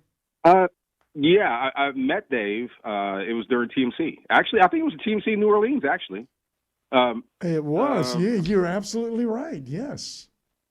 Yeah, so that's because when I was first introduced to the show, it was just Jimmy Mack, and I didn't talk to Dave for I think like a month after I did a few takes on the show. So just meeting you guys were it's really helped me just in the industry to have have a great relationship. I really value relationships. It's really helped me in my career, and they also blossomed into great friendships as well. So I'm just glad to have encountered you guys and to have this platform so we can talk about the industry and other things such as the Saints and the Steelers and whatnot. But it's been a great pleasure speaking with you guys, and you guys helped me understand the industry as well. So I definitely appreciate this relationship. Oh, by the way, Michael, I'm just gonna let you know right now, we're definitely not giving you Tyler Shuck, and I don't think we're gonna give you Spencer Rattler either. So good luck on finding somebody to be your quarterback for next year. I'm just letting you know, I love you, but we're not giving you any of our quarterbacks. Just want to let you know, we are finally, after a long time in the wilderness, having watched Drew Brees throw beads and doubloons on Sunday night at Bacchus. To answer Dre's question, it was at Bacchus, Dre, that Brees was in that parade. I wish you well in finding the quarterback of your future. I really do, my friend. And I can't thank you enough for all the time that you made for us on Nemo Nation and all the other places that you would drop in from time to time. Thank you, Michael. Not a problem at all, Jimmy. Not a problem at all. Not a problem at all, man. Well wishes to both of you. Thank you, sir. Michael Freeze, Thanks, of course, is the features editor over at Transport Topics and does so much more than that. It's got a great podcast. Just head over to ttnews.com and you can find out all about them. It's some great work that Michael does. He's got a lot of stuff on his plate and makes it all look very, very easy. We're going to take a quick break here. Come back on the other side. More great guests headed your way. Big thanks to Lovey and Earl, who have been with us in every form and fashion. They want you to have the best of retirement, Dave. We love you too, guys, by the way. Zach, good morning. Hope you're having a great time in the Quad Cities. And Marty, you're over in Slidell, Louisiana. You didn't tell us. What a jerk. Marty Ellis is the best. We'll be right back. St. Christopher Truckers Fund provides free health and wellness programs for drivers to help prevent some common medical conditions seen in the industry. These programs include diabetes prevention, Rigs Without Cigs, a tobacco and nicotine cessation program, Healthy Habits for the Long Haul, a 12-week total body wellness program, a vaccine voucher program that includes free flu, shingles, COVID, and pneumonia vaccines, and GPS, Get Preventative Screenings. That includes free at-home cancer screening tests. These programs are available to Class A over-the-road semi-truck drivers. For more information or to register for a program, visit the St. Christopher Fund website at truckersfund.org. The mission of Wreaths Across America is unwavering, remembering our fallen heroes, honoring those who are currently serving, along with their families, and most importantly, teaching the next generation about the value of freedom. And you can join our mission with a $17 donation that sponsors a fresh Maine Balsam Remembrance Wreath. Each wreath will be laid in honor of a veteran who gave the ultimate sacrifice for our nation. To sponsor your wreath, please visit wreathsacrossamerica.org. That's wreathsacrossamerica.org. From the wee small hours of the morning to the crack of dawn, Radio Nemo has been there with you. Whether you've got the overnight or you're the first wheels on the road, Radio Nemo's been where you need us to be. Providing the laughs, giving the facts, playing the tunes, and keeping it rolling. We've been your light in the darkness, your first cup of coffee, and a voice of sanity. Semi-sanity, actually. We're all a little crazy here. Crazy for the men and women who keep this country going and moving and doing. Crazy for trucking, crazy for truckers of all shapes and sizes. Is that a fat joke? Not if we can help it. Because it isn't just about the rules and regs, it isn't just about the day-to-day, it's about your health, your homes, and your hearts. So we wanted to say thank you. Thank you. Thank you. Thank you from everyone at Radio Nemo for sticking with us, standing by us, and keeping the traditions rolling into the future. Live from the I-10 corridor from the Fastport Studios in the city of New Orleans, it's Nemo Nation. Only 2 more hours left, and last Nemo Nation will come to a conclusion. Boy, it's been flying by. We've been making our way down the highway. Speaking of flying by, guys, remember that Lindsay has launched We Should Write on her own platform. We'll be keeping up with that as well, letting you guys know what's happening over there. Keep up with her on all of her social media. It's Lindsay Lawler, y'all, over on Instagram. We Should Write, in fact, has its own Instagram page. There's a lot of facts and information all over the place there. Lindsay is alive and well and planning and dreaming and scheming big things, so please keep up with her. Any announcements we have will come at the end of the week. We don't want to kind of overwhelm this last week where we got a lot of people to say goodbye to. Remember, a lot of our regulars, Terry Taylor, Peter Stark, Megan Kate Nelson, Matthew Holbert, a lot of the folks that have regular segments are going to be dropping in and saying goodbye, stopping in and kind of being a part of the action as well, too. You're welcome to call during any of those over the course of the rest of the show. I'm letting people know straight up right now, during my show, during Road Gang Radio, as we head into it for the next 4 days after all this stuff has kind of played itself out, you're welcome to call at any time to thank any regular contributor for all the contributions that they have made to us. Some of these people have been with us for a long time, and we will not say goodbye to them lightly. Dre, speaking to people we want to say goodbye to, but also hello to, take us away.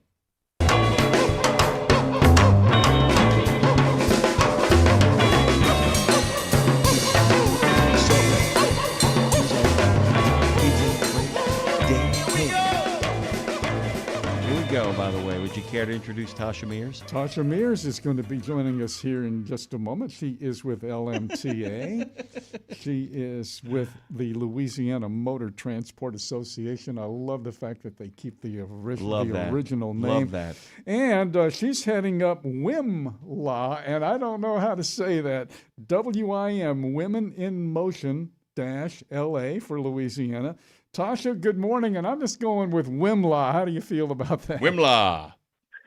Good morning. Glad to be here, and we are just fine with that. Fantastic. What do you guys say? How do you guys refer to WIM-LA? WIM-LA. Okay, WIM-LA. Okay, I like that. We'll go with WIM-LA. I like that. Okay. We know what WIM is, Women in Motion. I want to say 5 years ago, but I may be wrong. Louisiana now has a Women in Motion chapter, but yours is a little bit different because there's a little bit more alphabet soup to tag on here. AI. You're focusing on AI technology. Is that something completely unique to Louisiana here in Women in Motion? It is. It is. A lot of the chapters are doing great things.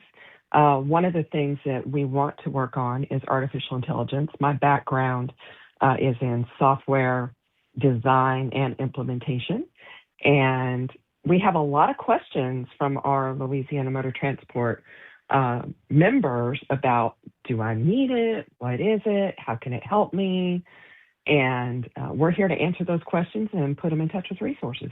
Yeah, and I think the answer too is it's out there whether you need it or not, right? Exactly. Yeah. Well, and I want to kind of let our listeners know here, and I'd love to get your thoughts on this as well. So, the thing is that there's a lot of people in the creative space who have some real issues with AI, and there's some people who have some deep concerns because there are other people who think that when it hallucinates, it's actually proven that it will blow us out of the air dock and ask us what the problem is. That being said, the other night I have a friend of mine who is an attorney. She's also an investigator. And she really wants to get into producing movies, producing podcasts, the kind of creative stuff. And she's like, I just don't think I'm qualified. And I said, look, I don't have any time to do this. I said, describe yourself. I said, describe your resume in a really nice engineering prompt into AI.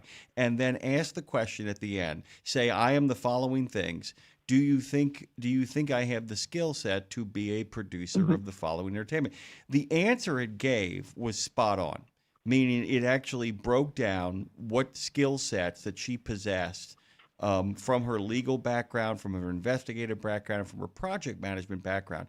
And I think a lot of people have yet to really understand what AI is. Not an attempt to write a better letter. AI is not, that's not what it does. And you have some insight on that. Where do you think, and there's a lot of positive thoughts about how AI can help the medical industry, particularly with what we would call preventative care. Where do you think that AI plays a role in trucking? Because you and your husband have a trucking business, you've got a background in this. How does AI really fit into that? Well, it fits in a couple different ways. People get excited about talking about the future of AI, and they think spaceships and Star Trek and all that. And certainly there are some fringe experiments out there with self-driving AI trucks. That's really not where we're focused right now. We're really focused on where it can help us in our day-to-day lives to make our businesses more efficient. I can tell you that we are working on our AI projects within our own company. How do we simplify the back office? We want to grow, but we don't necessarily want to add a full FTE to handle some of that back office stuff. So what do we do with that? How do I predict when I next need to buy another truck based on my profitability and things like that? So AI is a tool that can dive into our data faster. It can produce answers faster. Another area where we currently use AI is we have cameras in all of our trucks, and they have some AI components that alert our drivers of, you got your right turn signal on and somebody's in the way.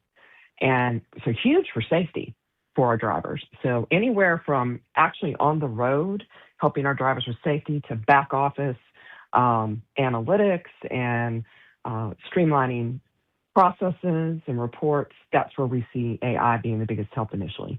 Well, yeah, and the idea, guys, is, and tell me what I get wrong here. My belief is you're not going to lose your job to AI. You're going to lose your job to somebody who knows how to use AI, in the sense that, Yes. what we're talking about here, Tasha, that you made a good point about, is that we're not talking about getting rid of somebody, but there are certain... Correct. Okay, this is the joke I always make. Let's say that a job takes 20 hours to do.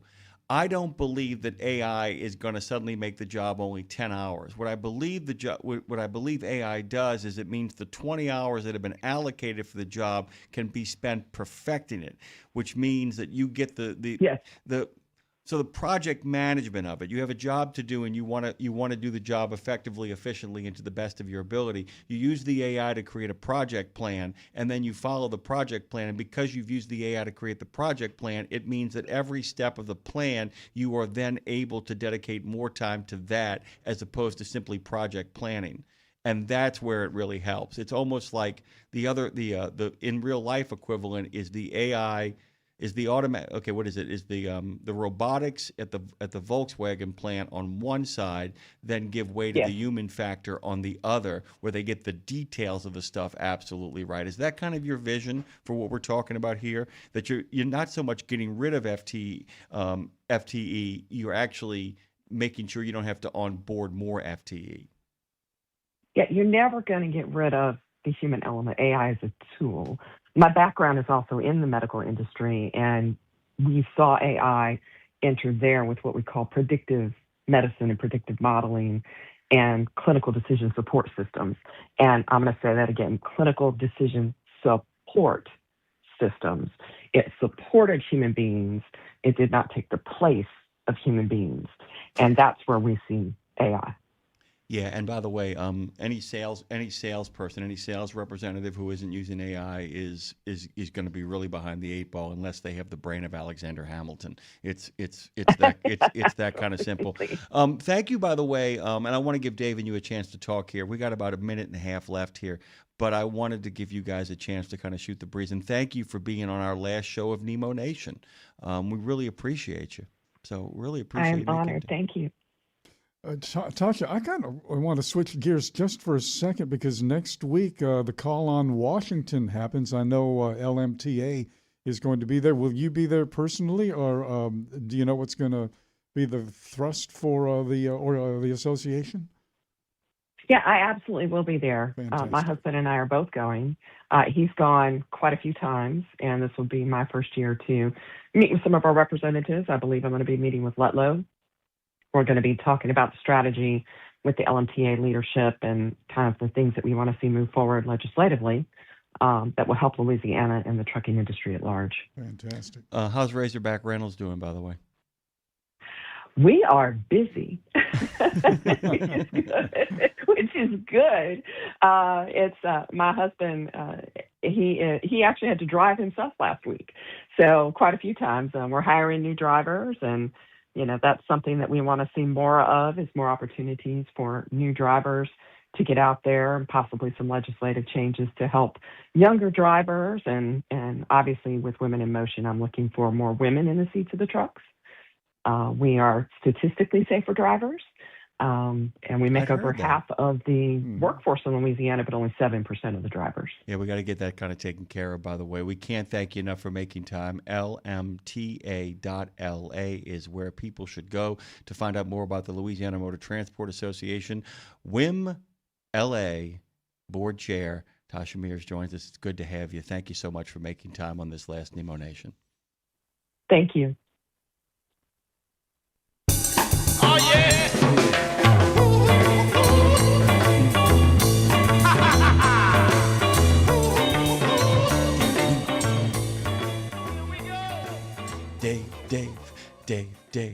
Dave, who's on next on Nemo Nation now?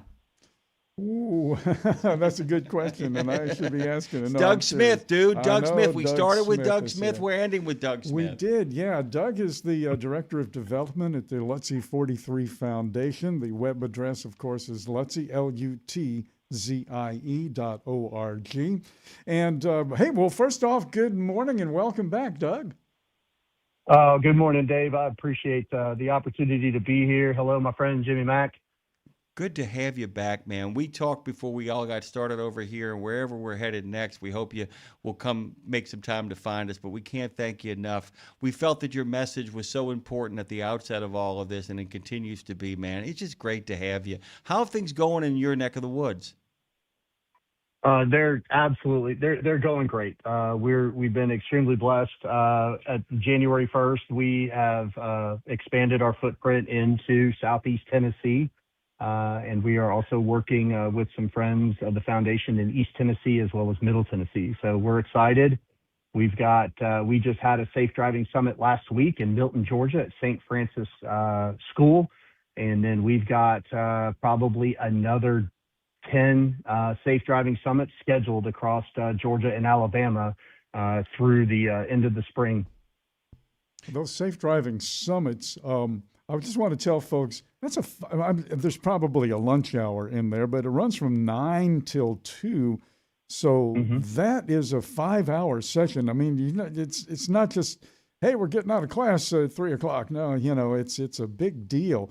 I kind of wanted to maybe go back to St. Francis there for a moment in Milton, Georgia. Yeah.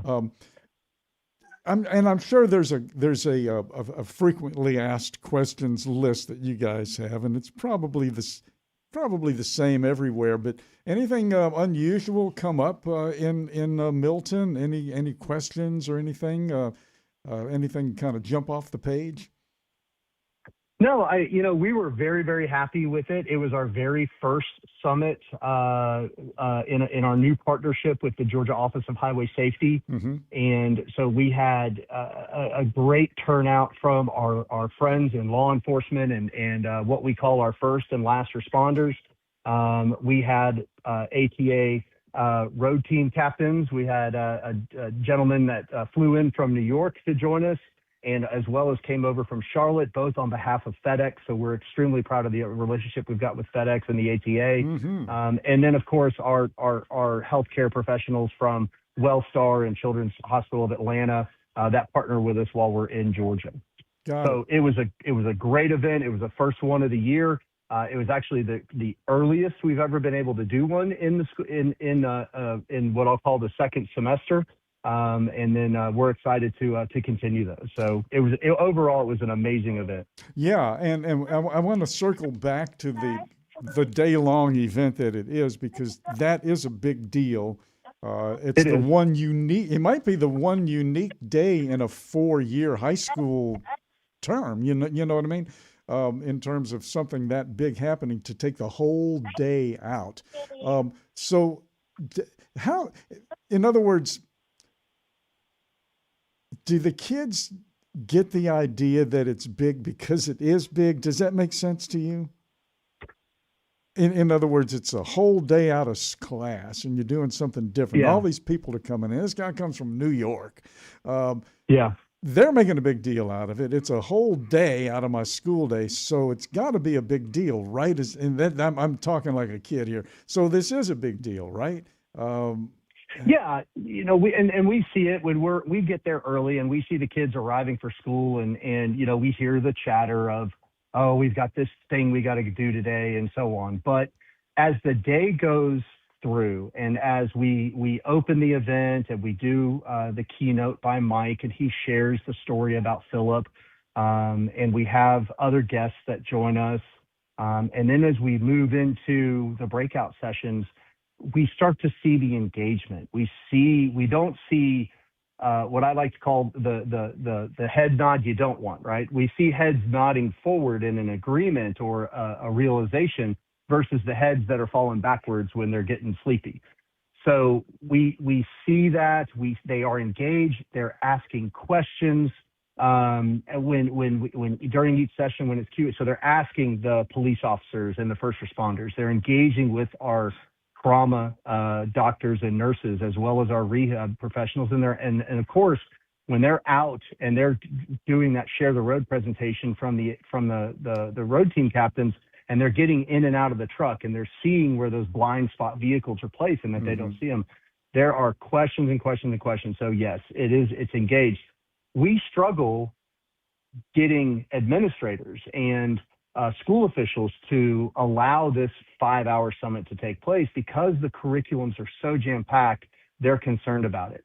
And we love our school officials and we love our education programs, but what we truly feel is that the lessons that we teach about safe driving and making good decisions are going to be the most valuable lessons that they will have in their lives, because it can save their lives and it can save the lives of other people.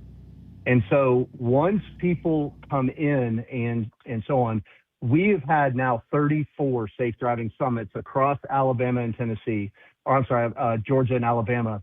But at the moment, we have not had anybody say, you know what, this was a waste of time. We don't want you to come back. In fact, we have almost to the school, we have conversations on when can we schedule another one? How often can we bring these in? And so on. So we're very, very proud of them and our school partners that allow us to come in. and even have the conversations about a 43 key second campus. Fantastic. That is fantastic. You know what? I hate to say this. That's exactly the answer I thought I was hoping I was going to get, Doug, because that's it's perfect. Hey, listen, Tim from Truckers Voices on our on YouTube. What a great organization, Let's See 43. I've been blessed to be at many safe driving summits there. I love sharing the message of highway safety with the students. Thanks for all you do, Mike. And I'm sure he means Doug, too. And he says his name was Ray Bessemer from Syracuse, New York. Yes, yep. Ray was there, and David was there. David Young, yeah, from Charlotte, North Carolina. And Tim is a great friend of the foundation, and not only Mike, but also anybody that has worked alongside Tim, at some of our summits, as well as any ATA. They all speak very, very highly of Tim, and we all know why. By the way, he also says the students love the Chick-fil-A that's provided from the foundation. That always makes a big difference too. Yeah, we do that, and we tell the students, hey, we don't want you to go home and say the highlight of your day was, you got Chick-fil-A for lunch. So yeah, so Dave, but earlier you mentioned lunch, and yes, it is 5 hours. So we will do the keynote, and we will do the first 2 of the 4 breakout sessions, and in between sessions 2 and 3. We do provide lunch for the kids to and for the students to be able to have in their cafeteria. But yes, we do serve them Chick-fil-A and so on. And those are all helpful that come from sponsorships and partnerships that allow us to do that. By the way, our good friend Doug Smith has joined us this morning. We love having you, man. Thank you so much for being a friend from the beginning till the end. We really appreciate you, brother. What do you got planned for today? What's the rest of your week looking like? Oh man, so I think today I was just excited to be able to be a part of this final show, and Dave, I appreciated the time that you and I had in DC, and I was showing a picture of you to some friends of mine and talking a little bit about it, and hopefully they're tuned in today. But I'm working on, we're working on the next step. We've got some really amazing corporate partners that are looking at implementing 43 key seconds across their fleet-based professional drivers. So whether that is trucking or if it is other deliveries or pest control or so on, we've got a lot of people. So anybody that has vehicles, we're working with them on helping improve their safety programs. And then at the same time, we're also working with foundations and nonprofits to be able to help facilitate these events, as well as our scholarship program, our PFL scholarships, and so on. Doug, you mentioned the word work about a dozen times just now, and thank you so much for the work that you and Mike and the whole gang at Let's See 43 do and continue to do. And by the way, we will never know how good the work you do is, because it is going to be it's going to represent itself in weddings that will be actually attended, christenings that will actually be attended, and anniversaries that actually will be celebrated, that no one will be aware of the fact that you guys, in fact, made that happen. Thank you, Doug, for everything you do. You're welcome. And thank you guys for not just the voice that you have helped extend our message across the country, but at the same time, just the Dave and Jimmy, the voice that you all have for the professional truckers that are out on our road that are keeping our country moving. Doug Smith, everybody, friend of the show, friend from the beginning, friend right up in here until the end.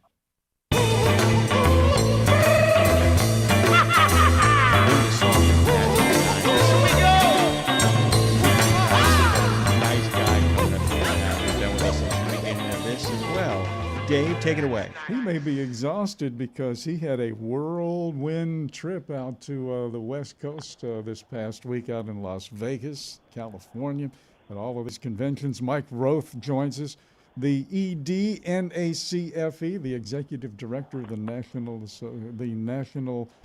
North American, it's not, I don't know what I'm saying anymore, Mike. The North American Council on Freight Efficiency, NACFE.org. Hey, Mike, good morning. Where are you right now, though? Good morning. So I'm in Boulder, Colorado, and we're conducting our what we call our potluck data workshop for Run on Less Medicine Metal. So we call it a potluck because Basically, you can only attend if you bring a dish, like your backyard picnic, and that dish is an analysis of the data from Run on Less. So we have 27 organizations, guys, coming here, bringing one or two people to present what they learned about the run and about these trucks, diesel, natural gas, battery, and hydrogen. And we have a star-studded group of fleets that they'll present to. And basically, that's the only two groups that are allowed in the room. So you can't come and just watch. You've got to be a participant, and that is either presenting an analysis or being a fleet. So I'm really excited about it. And most everybody's flying in, so chance to see the beautiful Rocky Mountains. It's gorgeous out here right now. The skiers are kind of mad because there's not snow. There's like spring weather, but it is gorgeous. Well, wait a day, right? That's what we usually say Probably. down here. Just wait a day. I was just thinking about the work that you guys are doing, and we use that word again. I was just telling Doug Smith with the Luntzy Foundation, putting so much work, constant work to make things happen.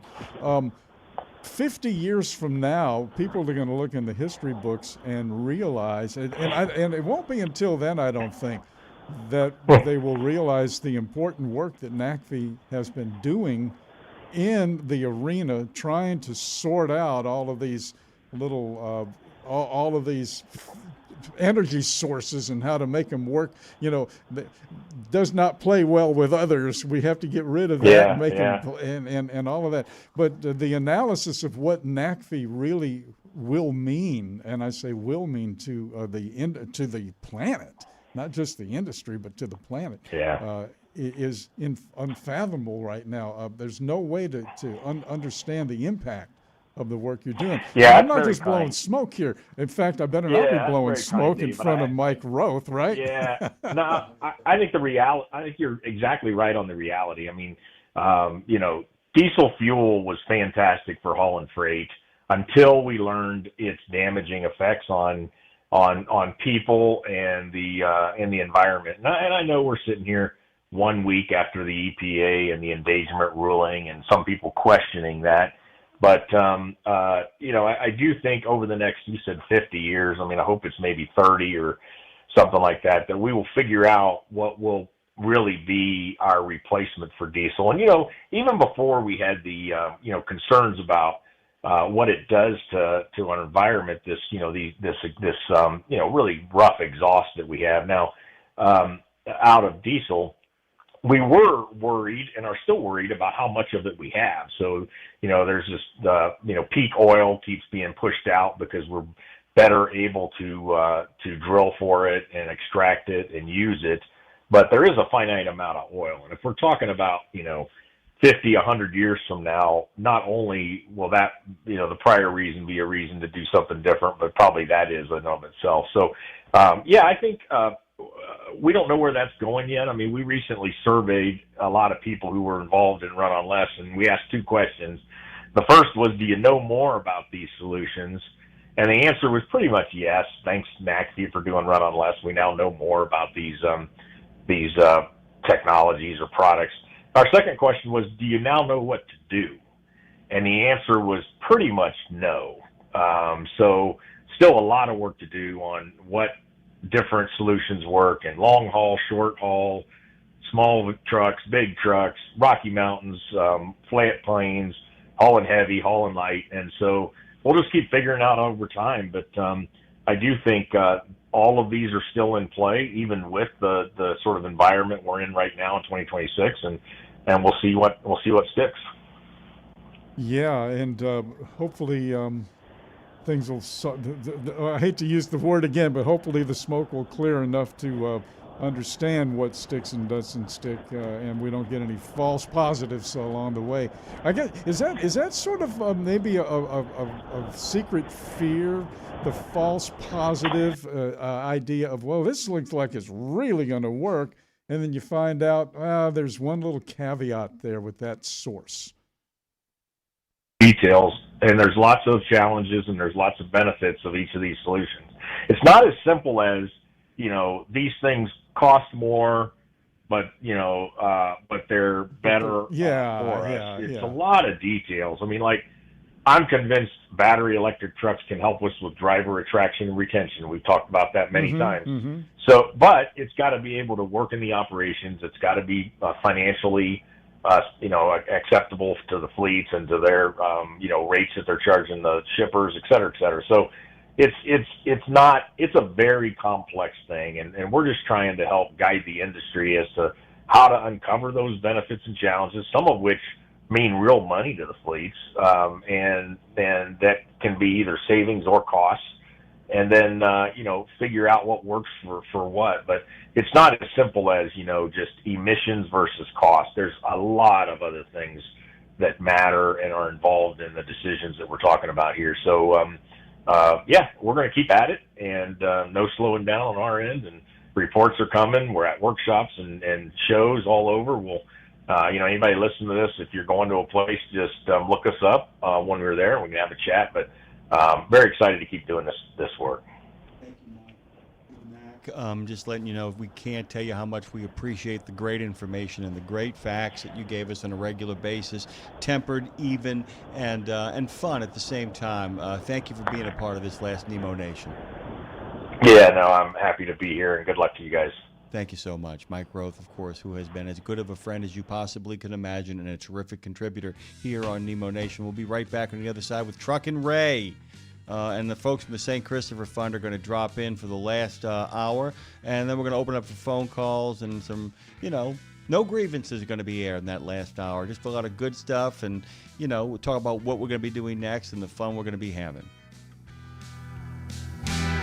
You know Castrol for passenger car oil and racing, but did you know that they're in the heavy-duty over-the-road market? Well, Castrol's CRB Multi 15W40 and Vecton Long Drain 10W30 are now available at TA Truck Service Centers nationwide. This is the partnership in preventive maintenance. TA Truck Service and Castrol, offering you premium products and performance at great price points every day. Castrol, performance for the long haul, guaranteed. It's one simple act that helps Wreaths Across America fulfill its mission to remember, honor, and teach. Sponsoring a wreath, one more wreath, means one more adoring father, one more loving mother, one more heroic son, one more brave daughter, one more beloved family member, one more dearly missed friend, one more American, one more wreath upon the gravestone of someone who served the cause of freedom, honored for their sacrifice, never forgotten, always remembered, through one simple act. One simple act. Go to wreathsacrossamerica.org/RadioNemo and keep the mission moving forward. We've reached the final hour, the post trip on Nemo Nation. Take it away, Phone Master Dre. I shot the gun with that good old rejoinder because I thought that was the time that it is, but it's not. We have an hour and a half, and we are happy to be here on the last Nemo Nation. Final hour of guests. Yes, final hour of guests. Final hour of guests. We're going to leave some time at the end for your phone calls. We're going to leave some time at the end for Dave to actually ask me some questions. And for you guys to be able to ask some questions as well. And like I said, we're going to make this last hour. Like I said, no grievances, no airing of the grievances or any sort of issues like that. But if you've got questions that you want to ask Dave, you've been dying to ask Dave or me about the shows, about how we put these together, about how we kind of made all this happen, about the thinking behind it, feel free. Just give us a call. If you just want to call and say, we love you, Dave, that is more than good enough. So that's what we got in store for you. Like I said, St. Christopher Fun, sad day for them, sad couple of days for them. But we're going to pivot here to our good friend Truckin' Ray. Dre, Truckin' Ray is away.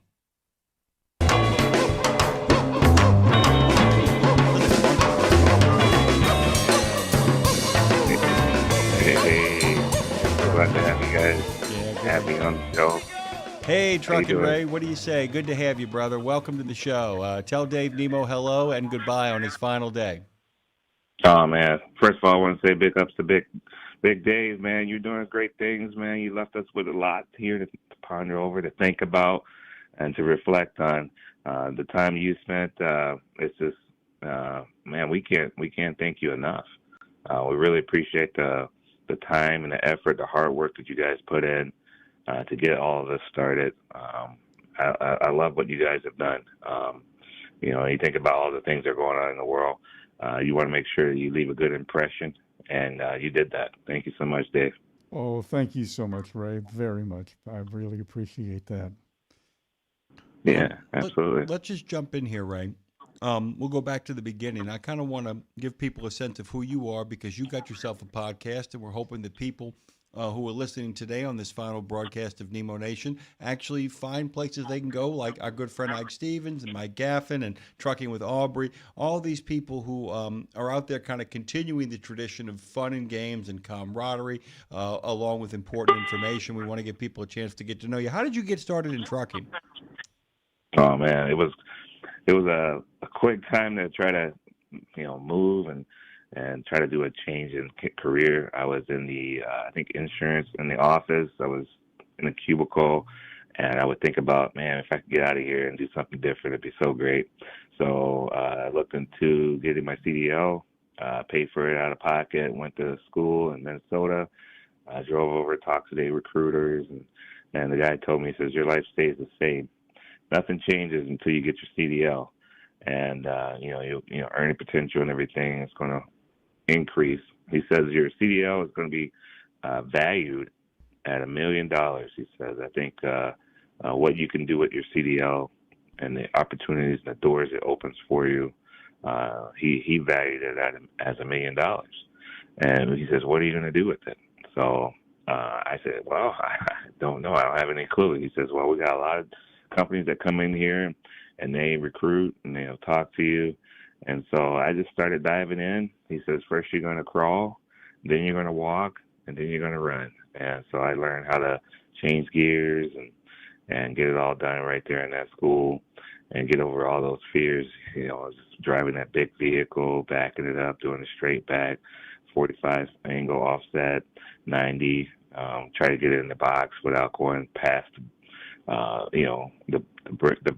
the line that tell you where you're supposed to stop so you don't fail and get points taken off of you. So, yeah, it was nerve-wracking, but I did it, and I was happy I made that change because it did. It changed my life forever.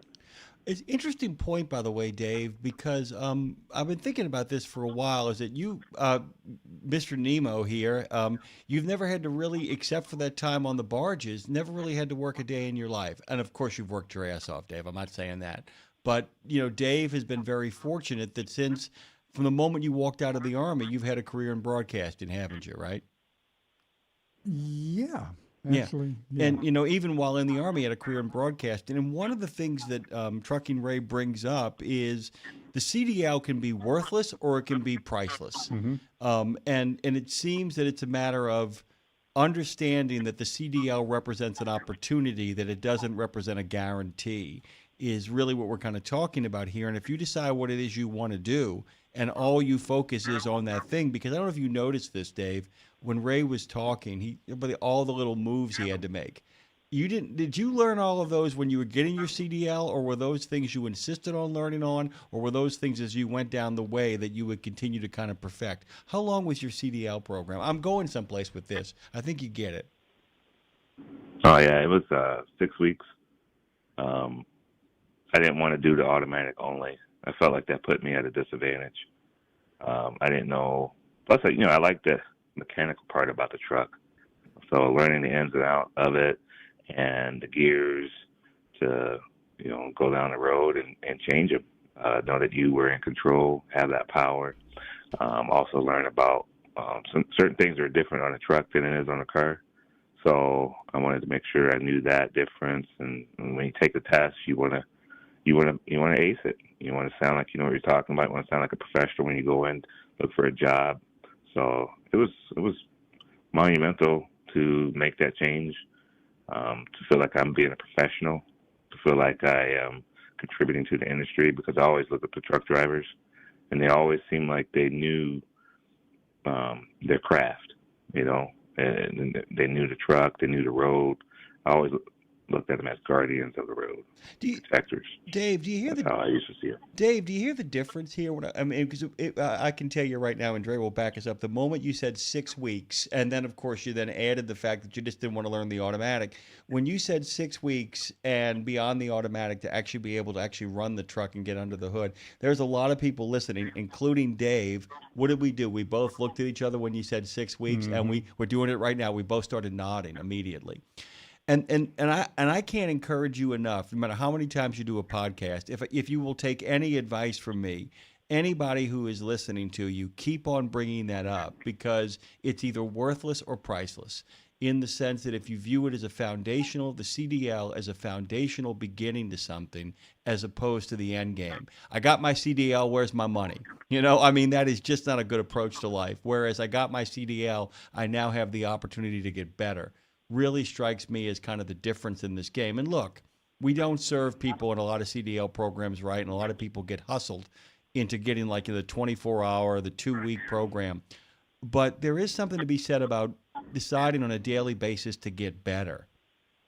And so I guess my next question would be, when did you decide, after driving for so long, that you wanted to do a podcast, that you wanted to talk to people? Yeah, it was just in 2020. I was listening to the radio. They were having people on. They were interviewing.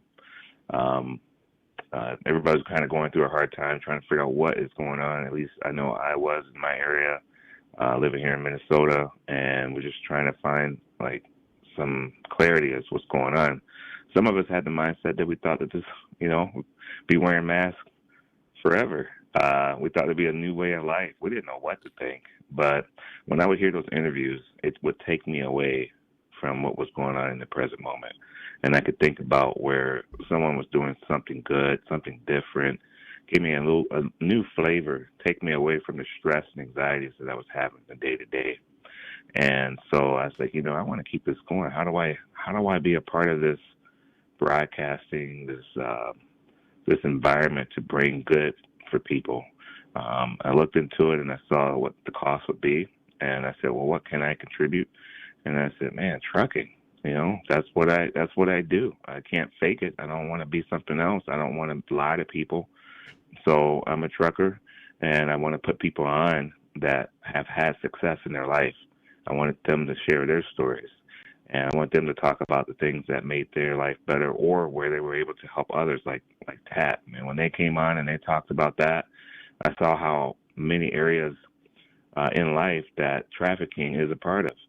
And, man, it expanded my mind even more. So the more that I put them on, I think I'm educating the world as to what's going on with trafficking. This thing that people don't really want to talk about is a huge thing. And, podcasting, you get that FCC number. That's huge. That's invaluable. Being able to share your message with the world, I think, is amazing. Couple of things you've covered here. I want to actually bring our producer on, Phone Master Dre, for a second here. So we had COVID happen, and I don't know if people know this. They never, by the way, they never made a big deal out of saying this on the air, any of them, any of the other hosts. I don't know if you know this, but the reason why Road Dog Trucking was able to continue during COVID was because RadioNemo was the one who actually did the signal. And our two producers at the time were the ones who produced every single Road Dog Trucking show.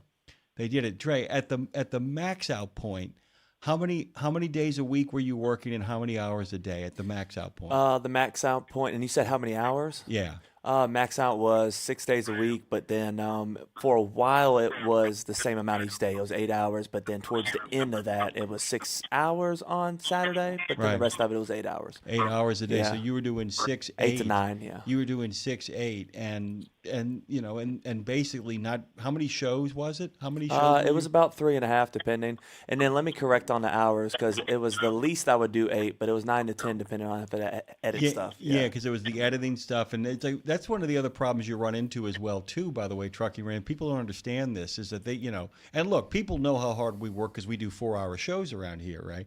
But people don't realize. Okay, so let me ask you a question. So your podcast is how long? I'm just asking questions to establish this for our listeners who might want to check out. How long is your podcast? How long does each episode last? Between 30 to to 45. Sometimes it can go over an hour if Yeah. it's a good topic, but Okay. I like to keep it under an hour. If I was to ask you to really sit down and think about this, and I'm actually going to focus this on Dave too to kind of get him into the conversation, how many hours does each 45-minute podcast actually represent? Oh yeah, I mean you can go up to 6 hours of editing or trying to get someone on the show if it's communication. Trying to make sure that people are actually available, scheduling, post, being able to make it a good experience for people to come on the show so that they know, hey, I'm not just going anywhere. This is people that take care of me like a host when they come into your home. So, yeah, I would like to say average 6 hours. Okay, now I want you to imagine something else too. I'm going to actually give you another tip that people don't think about, and this comes from years in theater and performance. You realize, of course, that when you're in front of the mirror in the morning shaving or brushing your teeth, thinking about what you're going to talk about, that's work, right? Yeah. You realize you're prepping for the show then too, and you realize when you're rehearsing a conversation with somebody for a long period of time and then bringing that conversation back onto the air. I have a hell of a time convincing Dave of that sometimes. I don't think he thinks about that as well too. So I bring up the thing with Phone Master Dre because it takes you about 6 hours to get in total to get 1 hour. I want you to imagine what Dave did. I want everybody to imagine this in regards to Dave Nemo is the fact that imagine doing that every night. At the peak of it, right? What, 5 days a week, Dave? Early on. Well, early on was 2 to 3 days because Charlie took the other shift. But how many days at peak when Charlie leaves? Oh, when he leaves, it was 5. It's 5 days a week. Now imagine doing it 5 days a week and having to program the songs and having to program the guests and being your own de facto producer live on the air overnight with truckers listening and dependent upon you for your life. And you get a sense of what's been accomplished here. It's kind of crazy, isn't it? I mean, the idea that it's like we all know. And by the way, I had another question for you. How tired are you at the end of the you don't think you are, but at the end of the 45 minutes, how tired are you? Oh yeah, it does drain you. You want to make sure you're not doing anything silly, so you kind of concentrate. You don't want to be a distraction. You want them to be able to flow. You want them to be able to speak from their heart. So you don't want to be doing things that. So, you got to be self-conscious. You got to be self-aware of yourself, and you got to make sure that, and that takes some effort, that, you got to put some thought into what you're saying. Want to sound correctly, pronounce your words good. And I really try hard to cut back on my ahs and ums. So you're going to be kind of hard on yourself. So, yeah. That's the hardest thing in the world, ain't it? Oh, the ahs and ums, man, the ahs and ums. And it's like people, it's one of those things where you have to almost train yourself to taking a moment to think before speaking. It's tough for a lot of people, and I totally get it. But there's a thing that you have to do that you would rather be repetitive than get trapped in an ah or an unless it's your signature. Because there are people who do a great job with, what I'm trying to say here, and then they launch. But it's got to be almost kind of rhythmically built in. You can't just, it's tough. You've got to actually kind of focus on two things. One, what you're saying, but you've also got to focus on the person you're talking to, because one of the hardest things, have you ever done this where you're so worried about what you're going to say next, you're not listening to the guest? You ever done that one? Yeah.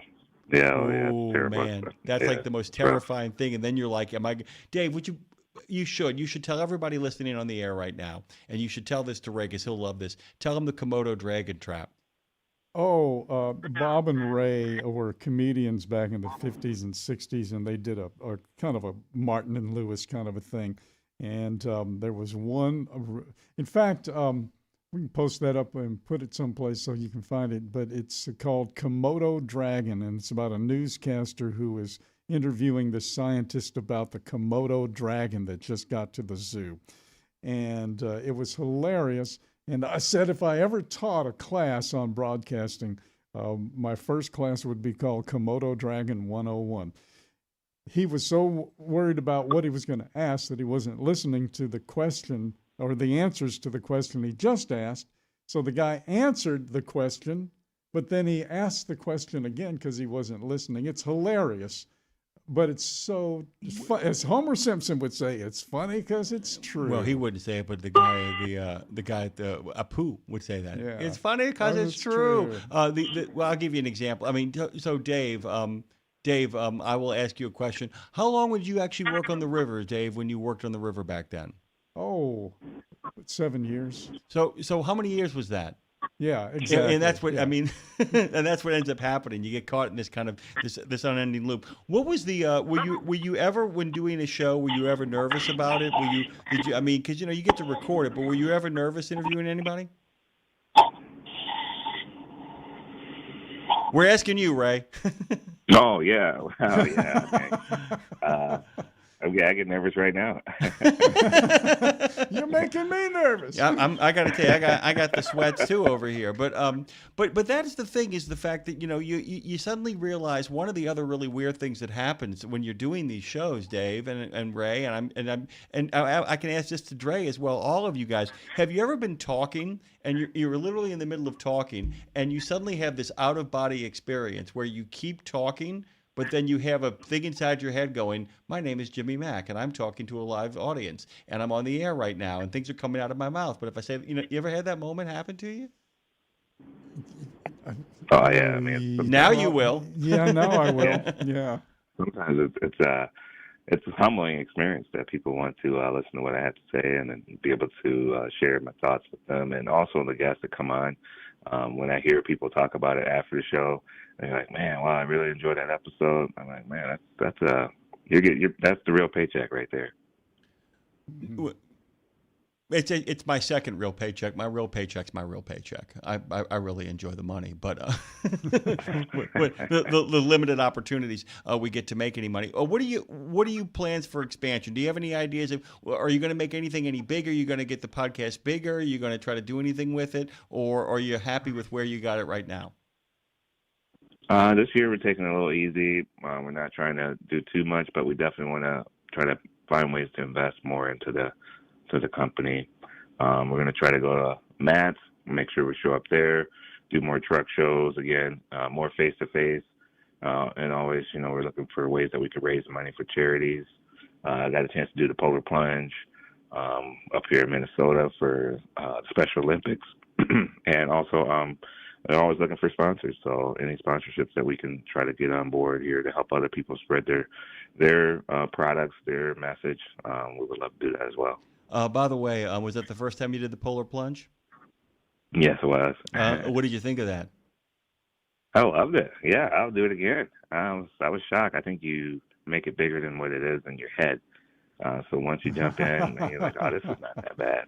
No, it isn't that bad. Matter of fact, and it's one of those great things that it's kind of like a Tough Mudder too, in the sense that once you do it, you're like, man, I love that. I should do this more often. And then you start trying to figure out ways you can do it more often. By the way, I just want to let Dave know our friend Marshall Platter says that he's at the eye doctor to get his cataract surgery set up. He's going to say his goodbye now. It's been a hell of a ride. Started back in the 70s on AM and then brought XM radio just so I could hear you, Dave. He bought his first XM before they had satellites in the sky to listen to you and Bill Mack. You have been in my truck for over 5 million miles. We'll miss you more than I can express, and sends a broken heart along with that. Yeah. Okay, Ray, we're going to wrap this up. We love having you on, brother. Tell people where they can find you, by the way. Oh, yeah. Just go on that social media. I'm on there. Or you can check out our website at that'sdelivered.com. That'sdelivered.com, by the way. It's a really fun podcast. It's a great time. We can't thank you enough for making time with us on this last Nemo Nation. Thank you, Trucking Ray. Go have the best of days. Oh, man. Thank you so much for having me on the show. You guys continue to do what you're doing.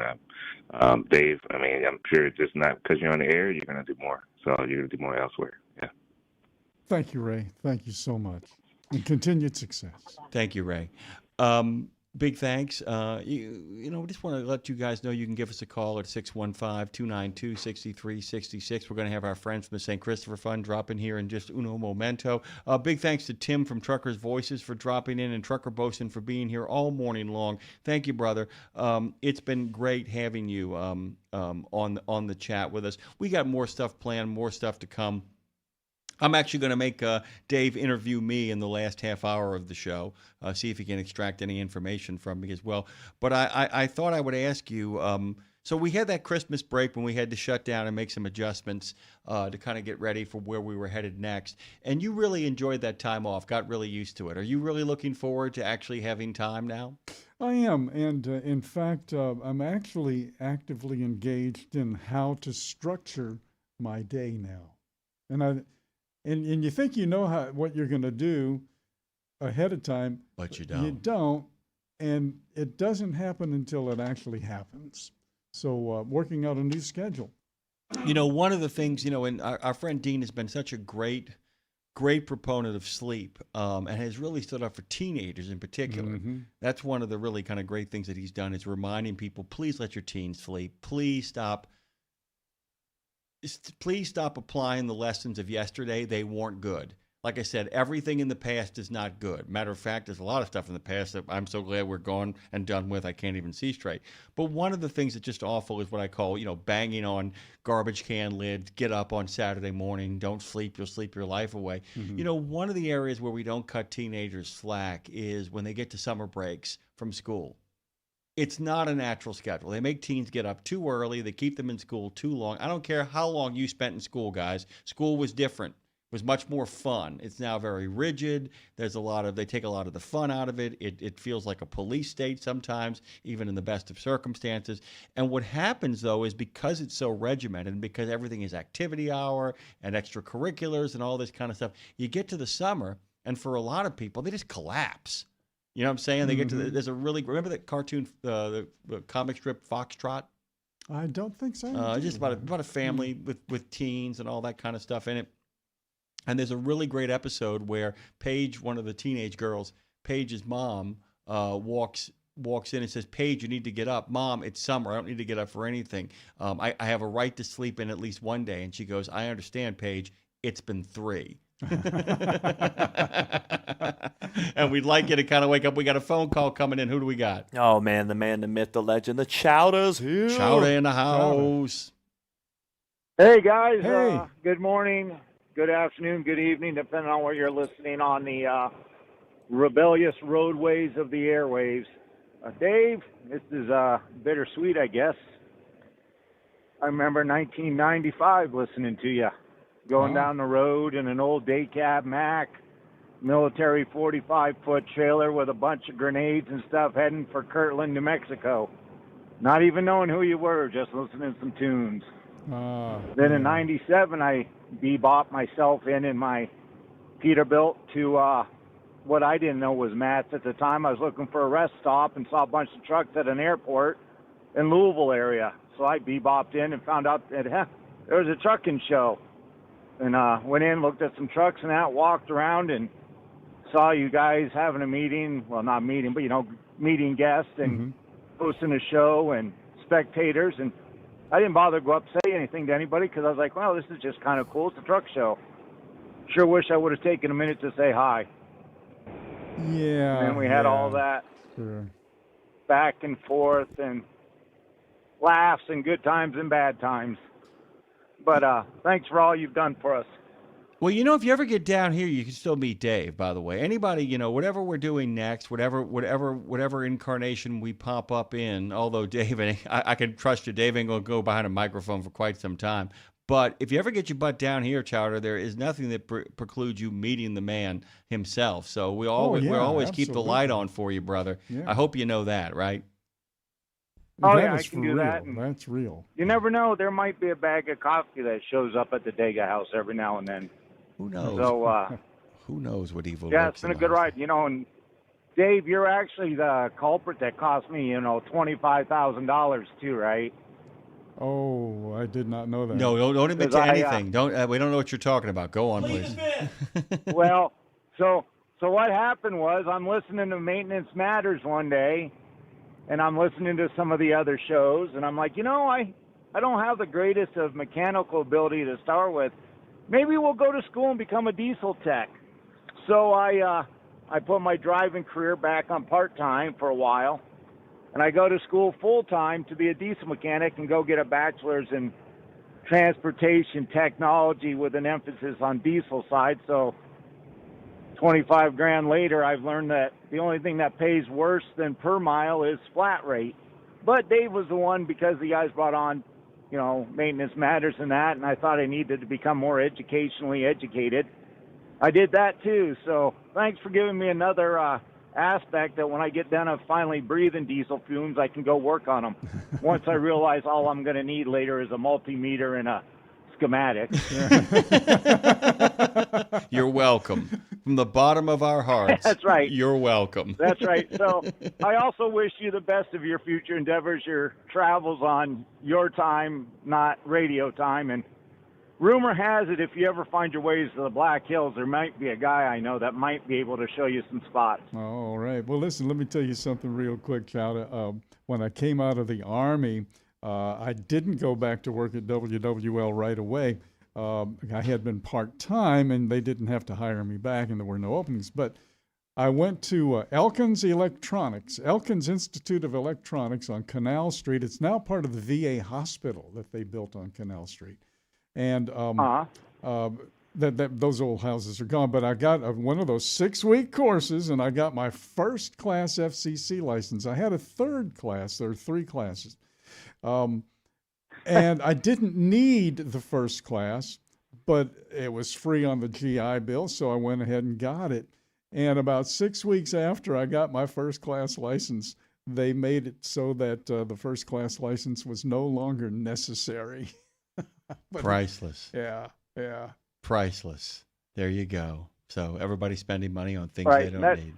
So that's good. And if you do make it during the Sturgis Rally, I do know this little dark bar that's got a lot of red in it, something named Dungeon. There's people around that know all about it. No. I got a shirt that proves it. That's not the place to go. Not the place to go. It's a good shirt. I know somebody got a shirt for somebody like that. Yeah. But it's been a ride for all you guys. I'll be trying to listen in through the week, and I don't know what my schedule will bring, but there's always a replay that you guys can catch on any of the streaming services to catch up with Dave, Nemo, and his shenanigans Monday through Friday. Just saying. One of the best with that, I'll spokesmen right bid you there. guys adieu, because like I know, it's my time to go. Thank you. Thank you so much, Chowder. Thank you for the miles and smiles on Nemo Nation. We'll be back on the other side with the St. Christopher Fund. Some sad news. You guys might have heard Dr. John McElligott passed away. He will be missed. I can't even begin to kind of explain the depth of what he did for truck driving health over the course of many decades, and one of the key founders of the St. Christopher Fund. We'll be back with, another member of the St. Christopher Fund after this. 17 Sapp Brothers Travel Centers are known for great food, hospitality, and mom-approved showers and restrooms. But don't forget the service centers. Sapp Brothers ASE certified technicians can repair nearly any issue in shop or roadside, including axle repair. Dig into your free steak dinner with your oil change. That's a Sapp Brothers tradition to thank you for your business. Tires? Sapp Brothers will beat any competitor's advertised price on tires. And download the Sapp Brothers app for exclusive promotions in the shop, restaurant, and store. Your spot under the coffee pot is waiting for you at Sapp Brothers. There are precious few nonprofits in the trucking industry, and even fewer that make a tangible difference in the lives of professional drivers. So thank goodness for the St. Christopher Fund. Since 2008, over 4,000 over-the-road semi-truck drivers have turned to the St. Christopher Truckers Fund when a medical issue took them out of work.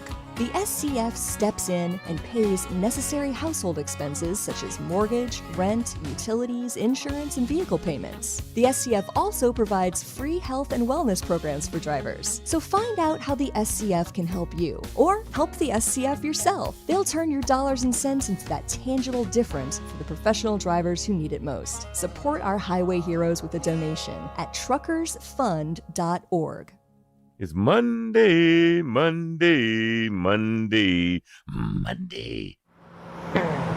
Live from the I-10 corridor from the Fastport Studios in the city of New Orleans, it's Nemo Nation. You guys should actually head over to RadioNemo.com, and if you haven't already signed that card for Dave, do so. But if you have, take a look at the number of messages, the number of pictures, the number of well wishes. It's a real history of trucking radio. It's a real history of how many ages and how many generations of trucking and people who listen to trucking radio. It spans some really great stuff, really heartwarming. Your daughter is an incredibly talented woman, if I do say so myself. Really gifted, talented human being. really gifted. What they're able to organize. You know, there are people in this world who know how good they are. Claire is not one of them. Putting the stuff that they have put together for you over the course of the years, the imaging and the ideas and the contributions that they made over the course of the year, I don't think people really understand how much of this actually functioned and worked because of Claire's contribution. It's fair, isn't it? It is more than fair. It's terrifying how many things, and Dre can back me up here too. I'm going to be honest with you. The person that we replaced Claire with was a sweet human being and was in so over her head that she couldn't see straight, and we didn't realize the depth of how bad it was until Claire came back on the job. And that's not an attack on Meredith. She was a lovely, and she continues to be a lovely person. But we didn't know how good we had it until we didn't, and then we got it back. And so Claire has done a spectacular job over the last 8 months, lining up amazing guests. I mean, look, guys, we kept Nemo Nation booked. We never had less than 10 guests. We never had less than 10 guests per show. Just remarkable. And you got to think about that, how many Mondays that is, even in a short time span that we've had. We got one more remarkable guest for this morning, and then we're going to have time to talk with all of you guys. Dre, can you pivot me into some really fun action here? Oh, yeah. Here we go.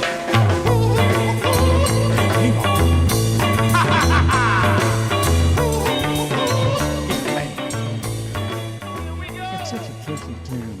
That's nice, man. Would you care to do the introductions on this one, Dave? Lindsey Bryan is going to be joining us, and you guys know Lindsey by now. She is the Health and Wellness Manager at St. Christopher. Hey, Lindsey, good morning. Good morning. How are you, Dave? Okay, doing well. This is our last Nemo Nation program. Jim is going to finish out the week with Road Gang Radio, and then new exciting things are coming with Jim and others that we'll talk about. We'll see. How are you, Lindsey? How are you guys holding up over there? We're holding up. There's been a lot of change this week, as you all know, and a lot of loss, and it's been a lot to wrap our heads around. But I'm so grateful to be on with you all this morning and celebrating with you all Dave's retirement, and can't imagine a better group of people to be hanging out with this morning. Well, thank you, Lindsey. You know, you're, and I know. I think things are months ago, but it's years. You are one of the newer folks at St. Christopher's, so you obviously knew Dr. John, but not for as long as say I have or as Jim has. So well, when Dr. John said, "Let there be light," Dave, you hit the switch. I mean, that's how long you've known him. Yeah. No, you're right. I have been there for right at 3 years now with that St. Christopher Fund, and really only got a chance to meet Dr. John a few times, but I have heard just such incredible stories about him. I mean, he really leaves a legacy, and I've enjoyed hearing those stories so much from all the people that got to work with him. And the weird thing is, all of those stories are true. Most of them sound pretty unbelievable when you think about it, but they're all true. I mean, truly, he lived an incredible life. So many survival stories, but also just everything that he did within our organization. He was one of the few that really sat down and he dug into medical records, and he wanted to know the ins and outs of our drivers and was so passionate about that. And so, I mean, literally one story to the next, they're also vastly different, but he really lived up to his name. Yeah, he really did. And the accumulation of friends, that's always the biggest indicator of a life well lived. Anybody who has seen the last 20 minutes of It's a Wonderful Life understands this. The accumulation of friends, the accumulation of people who could make the claim, I owe my life to Dr. John, I owe the quality of my life to Dr. John, I owe my understanding of how to take better care of myself to Dr. John, is too numerous to count. And the idea of the number of people who were helped by Dr. John, who then in turn found ways to help the people that Dr. John was trying to help, is one of the great success stories of this whole thing. And I was kind of wondering, you know, in regards to the St. Christopher situation that you're kind of managing these days, that the idea of wellness, it was always about getting people checkups and getting people the things they needed on the spot. You actually sit in a role that I don't think he even conceived of when he first started. And the idea that you are there to prevent the original intent of the St. Christopher Fund from ever coming to pass. Is that fair?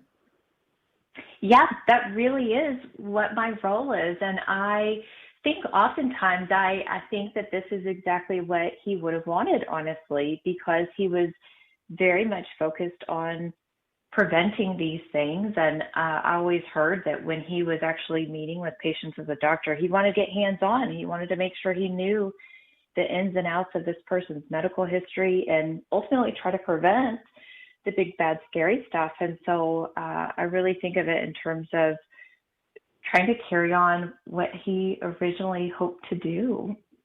Can you kind of just, like I said, I know we're here to talk about Dr. John and celebrate Dave, but can you kind of talk about what exactly it is you do to help people understand why this is so important, why you are in many ways your role is the dream, the idea that rather than managing a bad situation, you're about maintaining a good one. Explain to people what you do.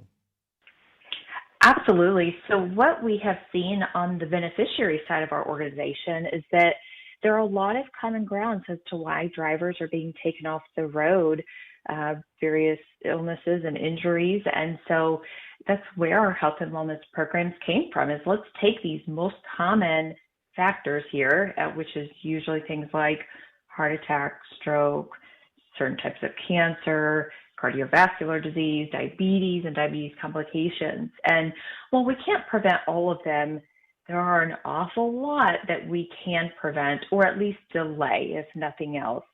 And so every single one of our programs is designed with that in mind, of this is going to make a difference for the drivers that participate and help to reduce these risks long term. And all of us, really, our whole team is continuously working to build new programs based on what the data says. Where our drivers need support. And my role in all of this is to make sure that we're doing this in a way that's actually realistic for drivers, right? We can talk about, here's what picture perfect looks like, but we can't always do picture perfect in a semi truck, right? We know that. And so my role is, how do we make this realistic for the average person who's out driving 10 hours a day? And that's not always easy. I'm sure all of our drivers can attest to that, but that's where I come in. Well, and it goes back to, I keep thinking about this, and I think about my own father's journey towards health, even at 83, which, by the way, he turns on the 19th of February. I keep thinking about his journey back to health, and it wasn't done by suddenly giving up sugar and salt in the blink of an eye, but it was done by eating dinner at 6:30 at night and then not eating after that. It was done by adding an extra glass of water to his diet. It was done by standing up and just walking around the house. And Dave can talk about that. And, you guys are not about you need to turn your whole life around right now. You're not looking for a road to Damascus moment. Besides, if you're behind the wheel of a truck, getting struck by a blinding light is not a good thing. But what you guys really are looking for is, let's just do some tweaks. Let's just get some tweaks going here, and if we can incorporate one or two good health habits every 6 months or so, after about 2 years, they could see some real changes. Incremental is really kind of the game, isn't it? It really is. That is where we find sustainable changes. If we have this big burst of motivation and people are like, I'm going to join a gym, I'm going to lose 100 pounds, I'm going to do this. And I go, well, hold on. I love that your motivation is there, but motivation is very fickle and it's not going to stick with us long term. So what changes can we make now that we can still be doing 6 months from now? And that's where we make the biggest difference, is not the wild, ambitious, day or week or New Year's resolution or whatever it may be. It's really the things that we can stick with long term. That's where we make the biggest difference. Yeah. How about we start with a glass of water every morning? Why don't we get you drinking water again, and then we can kind of go from there. I don't know if you saw this. Drew Brees almost came out of retirement about 1.5 years ago. A lot of people didn't know that. And they asked him what the first thing he started doing, Dre, was. He said it was hydrating. he started upping his intake Yeah. of water, and simply by hydrating, he said he began to feel better. It makes such a big difference to kind of take care of yourself that way. Absolutely. And it's little things. As far as you got 3 years on the gig, going into 4. What would you like to see? What are y'all's plans? What would you like to see? What would you consider success over the next year? You know, success oftentimes comes in the form of less health events. And so sometimes it's very quiet. We just maybe see less applications of drivers that are in need of assistance. And we hope, of course, that that's because we're making a difference. But for me in my role, I think that success is going to come from new programs. And we have one that is in the works right now that I'm very excited about. And this is specifically for our women drivers. We're rolling out a preventative cervical cancer screening. It is the newest addition to our preventative cancer screening program, our GPS program. And so we're very excited about this one. I know it's not for everyone, but I think it's a much needed thing. And it's a cancer that can pretty much completely be prevented, which we don't get to say very often in the world of health and wellness, that we can completely prevent this cancer, but we can. And so we are getting real close to rolling this out. We're in the final details of it. And my hope is that we'll roll this out successfully and then have more programs to come, just like what we've been doing for some time now. I wanted to ask you a final question before we wrap up the interview, and then Dave's got a few things I'm sure he'd like to ask before we do this. Lindsey Sure. Bryan joins us this morning. What do you do for fun, Lindsey? I mean, I know what a couple of you guys do. I know that there's a few comic book fans and a few country and western music fans out there, but what do you do for fun? I love to garden. I have a hobby greenhouse that I built myself with just a little bit of help from my husband. I needed some muscle, but I built it myself, and I start all my plants from seed, usually about this time of year, and I grow a lot of our produce through the summer, and I love getting out there and just playing in the dirt. By the way, you're in real luck because I don't know if you know this, Dave, his wife, his daughters, all are avid gardeners. That's fair, right, Dave? I mean, It is very fair. I mean, very fair. I mean, I avid. didn't know that. Well, that's awesome. Avid gardeners. And just to kind of let you know, on tomorrow's show, when Claire and I used to host the weekend show, we had a guy named Dave Weidinger, and we had a show called Garden Path. And Dave, just to kind of come by, is going to join us tomorrow. And he is, let me see if, make sure I get his title right, because this is so up your alley. Just want to kind of give people a preview of what's going to be tomorrow. But Dave Weidinger is the executive director of the National Gardening Association. And he is going to be talking about what people should be doing in the garden right now to prep for spring growth. And that was the kind of stuff. Listening in, that's awesome. Yeah, Dave. Dave also included a lot of stuff about gardening as well too. We can't thank you enough for making time, Dave. What we got left? What else you want to touch on before we get it? This is the last chance on the St. Christopher Fund for you to get a chance to talk to these folks. Well, I would just want to thank Lindsey for taking on the mantle, and it is a mantle of a job to manage.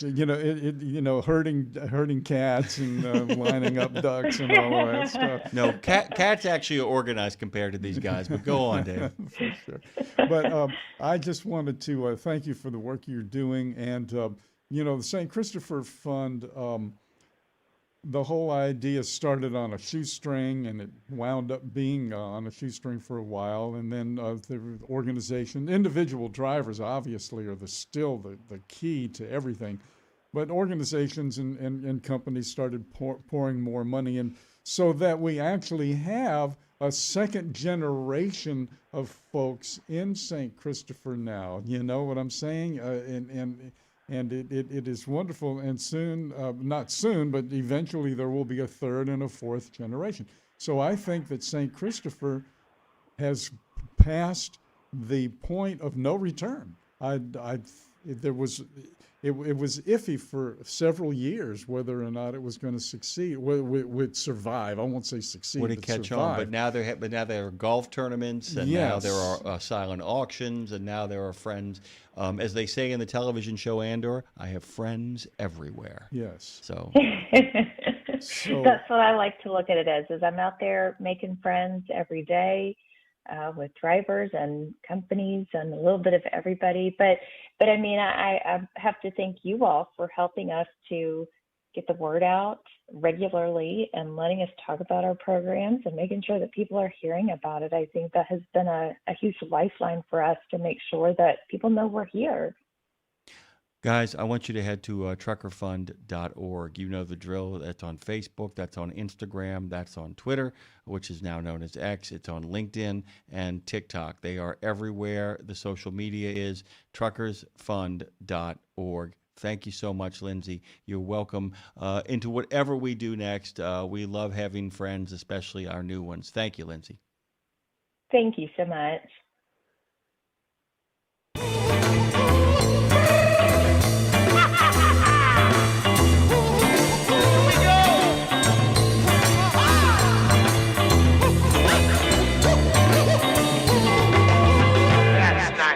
Tell Dave Nemo I love him, respect him, and appreciate all he has done for trucking. Those are the words of Brian Weebolt. Sent me that message just by text message to let you know. Yeah, what a great guy. One of the great good guys. Great man. One of the great man, a truly great man, a good man and a great man. That doesn't always happen at the same time, so we should always appreciate it when it does. One of those people who actually is out there selling the industry, talking about the industry, making connections to the industry, who actually has an understanding of what it is that truckers struggle with and actually is focused on them rather than just the bottom line. And we, a man of deep faith and as good of a friend as this show has ever had. Big thanks to Brian as well. Speaking of good friends of the show, big thanks to Doug Smith as well, who has been as good of a friend as you possibly can imagine to this show. Mm-hmm. And we were thrilled to have him on. I showed you, sent me a nice picture of you and him together. Really great guy. If our friend Tom Bray is still listening, we'd love to get a call from him as well. Some of you guys called before at 6:00. He said he had to go out earlier, so he may not. He had to do some stuff, had to get some kind of stuff done. But this is it, Dave. We are less than 45 minutes away from your final show that you may. I'm not going to tell you not to come on the air or anything like that, but this is 45 minutes away from the final show that you will host. And that is bittersweet, but at the same time, I know that you are going to have to. And by the way, I have big, high hopes for you acclimating into something else because, after all, you went from nights to day. How long did that take you? 1 day. 1 day. You just got to figure out what the purpose-driven life is, and then you'll figure out. Yeah, exactly. And we'll have some stuff cooking up. I got some use for you. You got that great voice. I can always put it to my best efforts, as it were. So, but I mean, it's been a long road. Not the way we wanted it to end, but couldn't ask for a better group of people to kind of come join us on the air.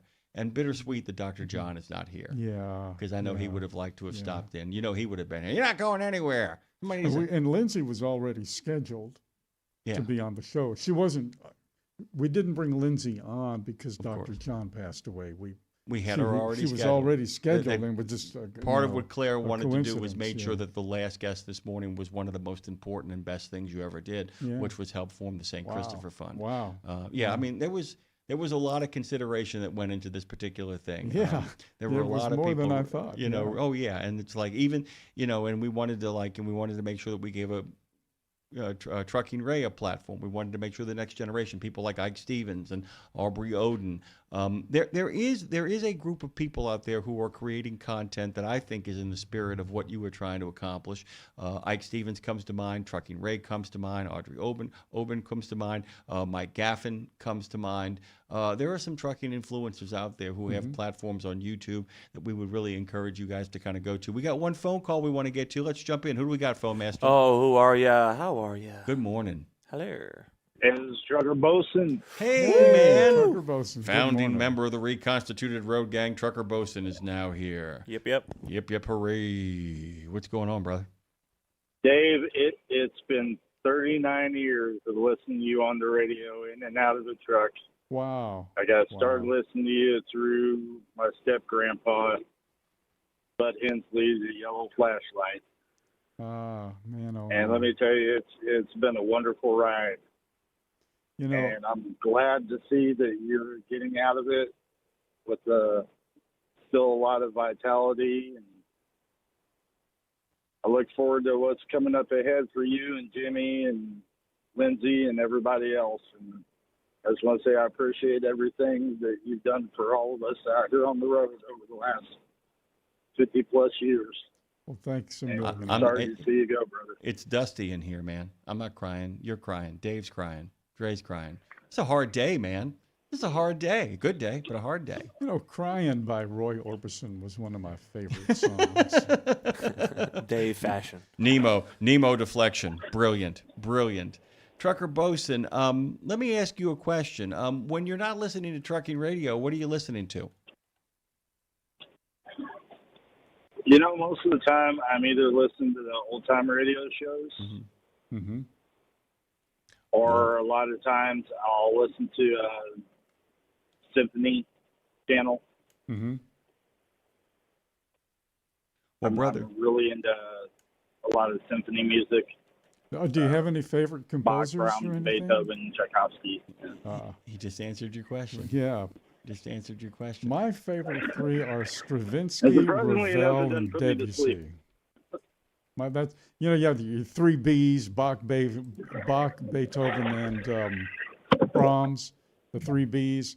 My three Bs are Stravinsky, Ravel, and who's the other guy I just said?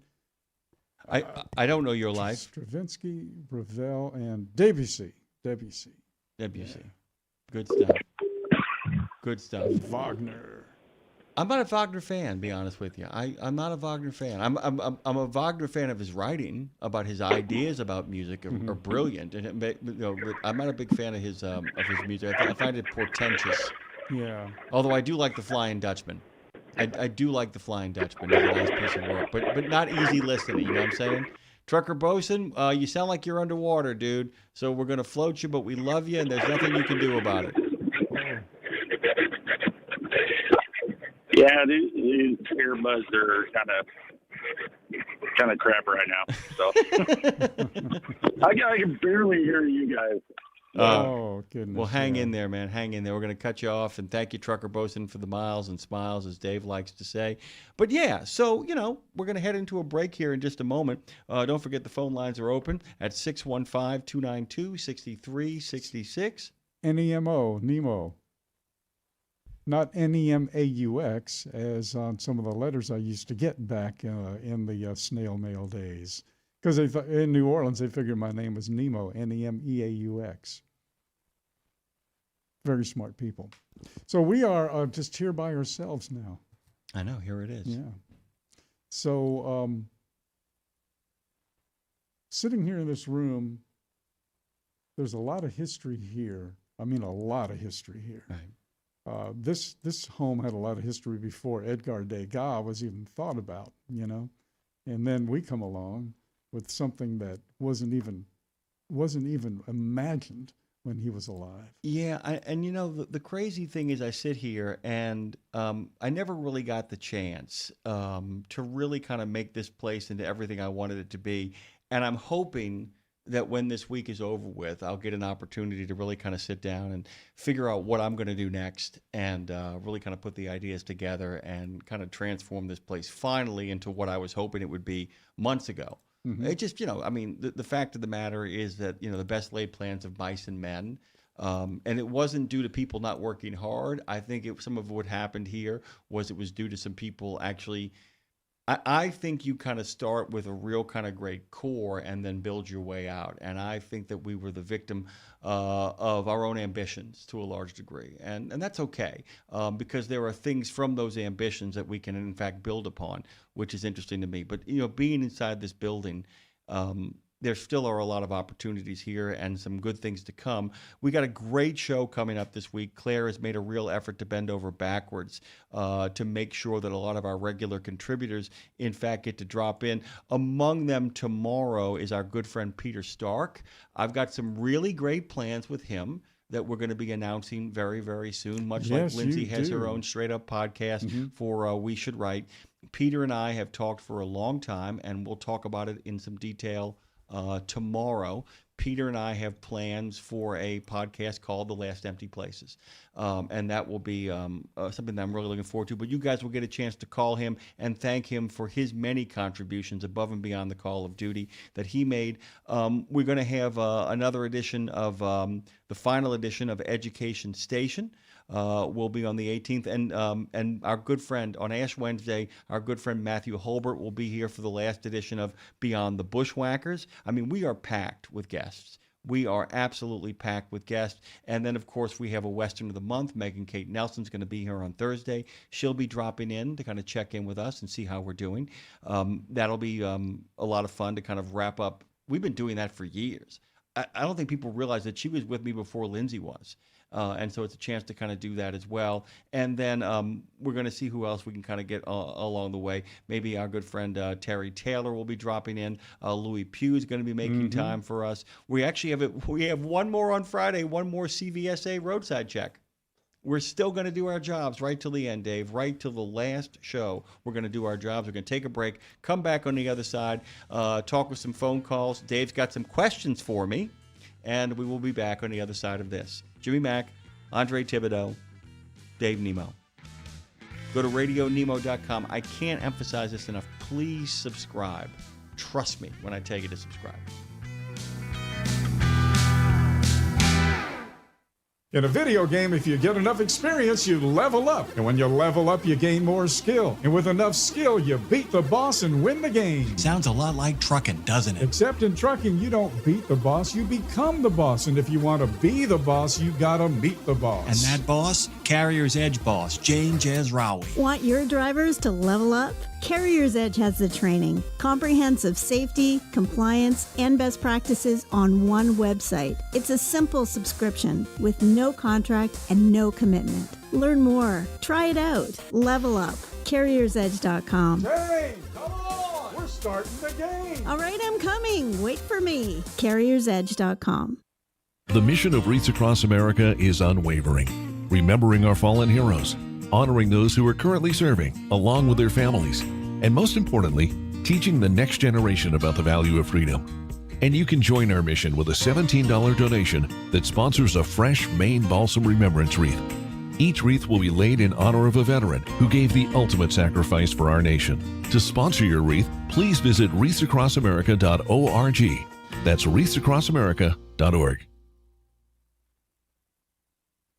St. Christopher Truckers Fund provides free health and wellness programs for drivers to help prevent some common medical conditions seen in the industry. These programs include diabetes prevention, rigs without cigs, a tobacco and nicotine cessation program, healthy habits for the long haul, a 12-week total body wellness program, a vaccine voucher program that includes free flu, shingles, COVID, and pneumonia vaccines, and GPS, Get Preventative Screenings. That includes free at-home cancer screening tests. These programs are available to Class A over-the-road semi-truck drivers. For more information or to register for a program, visit the St. Christopher Fund website at truckersfund.org. Buckle up, because we're merging back into traffic on Radio Nemo's Nemo Nation. So we're going to jump into the phones here real quick, and then Dave and I are going to discuss some stuff, and then we'll get to that second phone call. If you do want to be the third phone call or the fourth phone call, the time to do so is now at 615-292-6366. 615-292-NEMO. Drop them in. Oh, Bruce Almighty, come on in, Bruce Almighty Smiter. Right. Dave Nemo. David Nemo. I just want to appreciate you, Dave, for everything you've done for me. I mean, I've only been trucking since COVID, March 2020, but I've learned so much in these years that you've been on the air for me. Wow, And I really, thank you. It hasn't been that long, but it is good to have all that knowledge that you've given, and you've had all the guests that have given through their experiences and years, and I mean, it's given me a lot of knowledge because, you get out of wherever you train or whatever, and, you're a rookie. You just don't come out and know it. Mm-hmm. Yeah, a lot of drivers will say that. They'll be on the road for 25 years, and they'll say, "I'm just a rookie. I'm learning something new every day." And that's the way to. You keep do learn going, something every day. Yeah. But I wish you well. I wish everybody well over there. I know everybody's going to do great. I'll do great. I'll think of you when I'm at the gym working out. I said, I bet Dave is working out right now. All right, That's man. true, actually. Yeah. That's actually true. That's awesome. What do you do on the workout? How do you work out? What do you concentrate on? What do you focus on? Well, you know what? I've had a trainer for a little bit just to learn some new techniques, working with some heavier weights and everything. He's one of those guys that's getting ready to do a competition in this month, actually. You know, the people that lift the logs and those Atlas balls and everything. Oh, yeah. I'm not one of those, but he's practicing. He's learning how to do that, and he's going to do a competition. Wow. So he teaches me a lot of those different techniques like that. I'm not going to be in no competition like that, but and he is actually from the what is he from? The Army? The people that jump out of the airplane. Oh, paratrooper? Airborne? Yeah, he was a paratrooper, and he teaches me a lot of things that they used to do, you know, in the barracks there, and before he jumped out of the airplanes and everything. So, he's challenged. He gives me a challenge. It's not just the same old, like, oh, let me do this machine a couple of times. Okay, I'm done. No, it's almost something different every day. Oh, nice. Yeah. That's awesome. Hey, by the way, we got 5 phone calls we got to get to. Bruce Almighty, good God Almighty, thank you for taking the ride with us. You have been terrific both in the chat and as a friend and a supporter of the Road Gang. Dude, love you, and there's nothing you can do about it. Bruce Almighty, thank you, There's nothing man. you can do about it. Thank you, man. All right, have a good one. You too. All right. Rack 'em, pack 'em, stack 'em, drop 'em in, Dre. Who do I got? Who it is, what it do. What are you doing? Hey, Dre, Long Haul Paul here. There he is. LHP. LHP. Go on. Sup? Hey, Dave, a deep bow and many thanks. I distinctly remember tuning in the 80s, just stumbling upon your show and hearing you say, Mule Skinner called from Nacogdoches and he wants to hear a train song. And you were kind enough to give me that in a cameo for our Legend of the Lost Highway album, and I could not get you to take a single red penny in compensation, and I thank you for that. I'll take it now. Yeah, No, we're happy to get it from you now. If you want. Hey, by the way, please send all shekels, nickels, dimes, and anything else you guys might have to my favorite charity, EAM. EAM is me spelled backwards, so please. But I want to say that, Dave, you kind of have been given us a master class and shape-shifting and staying alive and finding a new lane. I mean, 50-plus years in radio, which is, has the attrition rate. It's got to be tougher than the restaurant business. This almost an unheard of record. And I was talking to a friend about this the other day. It's like, document or curate how many lives were saved just by a joke or a song or, and the road dog years, the road gang years to me were, I associate those with my own youth and prime and the times when I was. That said, you found a way to stay alive long after the road gang rode its last mile. Yeah, you just you go, you make the adjustments you need to make but you kind of hopefully stay true to form as much as you can, and keep your principles up. Yes, and you've done that, and I thank you for that. And I'm calling from Mississippi. I've got a load of chicken heading to Florida, and still listening. Where in Mississippi are you right now? Somewhere a little south of Collins on US 49. I gotcha. Okay. Well, I'll tell you what, Long Haul Paul, you're an inspiration to so many as well with the poetic music that you produce. It's just life on the road. It's soul. You have soul searching music, and you have soul finding music, and I think you're of the soul finding music genre, so to speak. Well, thank you for that. And if you come to Matt's, you might hear your name come from the stage. But whether you make it or not, your name will be uttered on the stage. All right. Paul, thank you, man, very much. Thank you, Paul, for everything. We got a lot of other phone calls to get to, Paul, and I love you, man, and there's nothing you can do about it. We really appreciate you, brother. We'll talk soon, okay? He gone. Who do I got next? Rack 'em, pack 'em, and stack 'em. Man, we got caller IDs I do not recognize, but I'm happy to have you. Hello. Hello. Good morning. Hello. Hello. How you doing? Okay. Some things you'll never forget. One of those I'll never forget was the first day I met you, Dave.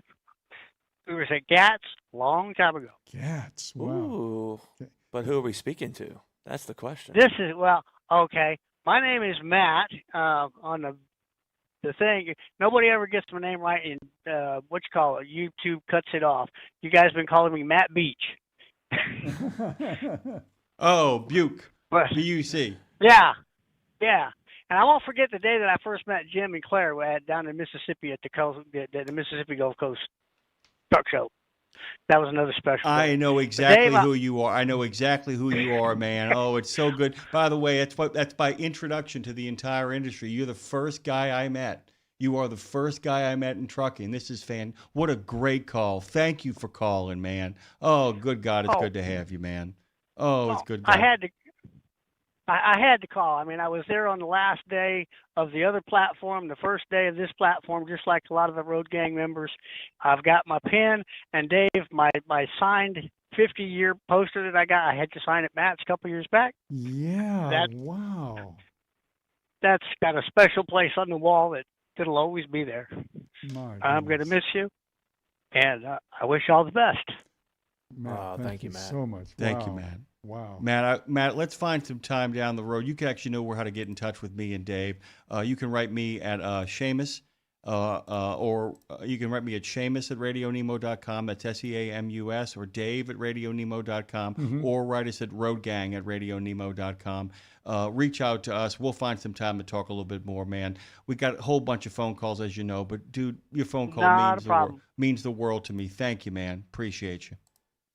You have a blessed life. I'll see you all later. Yeah, Bye. Thank you, man. Matt, wow. Rack 'em, pack 'em, stack 'em, drop 'em. Ooh, I think I have a feeling I know who this is. 3.5 in the house. 3.5 in the house. Morning, Dave. Hey, oh, Dennis, that's that man? voice. It's one of your 4-decade fans. Yeah. I can't believe I've been listening to you, and I'm tickled to get in on your last day here. And Me I too, can't, man. Me can't too. congratulate you Yeah. enough. And I want you to know at every convention with the ATHS, your hat and pen will be seen by anybody that runs into me, and half of them that don't run into me. Fantastic. Thank you, man. But I think about from the days of payphones and 800 numbers and favorite songs up to Maintenance Matters. What changes have went. And retirement will be fine for you. You'll adjust quickly, I'm sure. Yeah. Well, we got some fun stuff planned and hopefully some joy coming in our life. Yeah, I mean, I make the joke. It's not so much a matter of us being done with trucking. There's a lot of trucking being done with us. But we can't wait. We got some really fun plans in store. And that's we're looking forward to those as well. Thank you, 3.5. Dude, can I tell you what a great friend and what a great morning phone call you are on the first half hour of the show. Just, so much of what we get is not what we get, but so much of what happens in this industry is so grievance driven, so complaint driven, and or so Pollyanna as to take your breath away. It's just nice to have a voice that's refreshing, upbeat, and at the same time understands the challenges and difficulties of the job, and that is so appreciated, man. So appreciated. I'm so upbeat, even my blood type's B positive. I like that.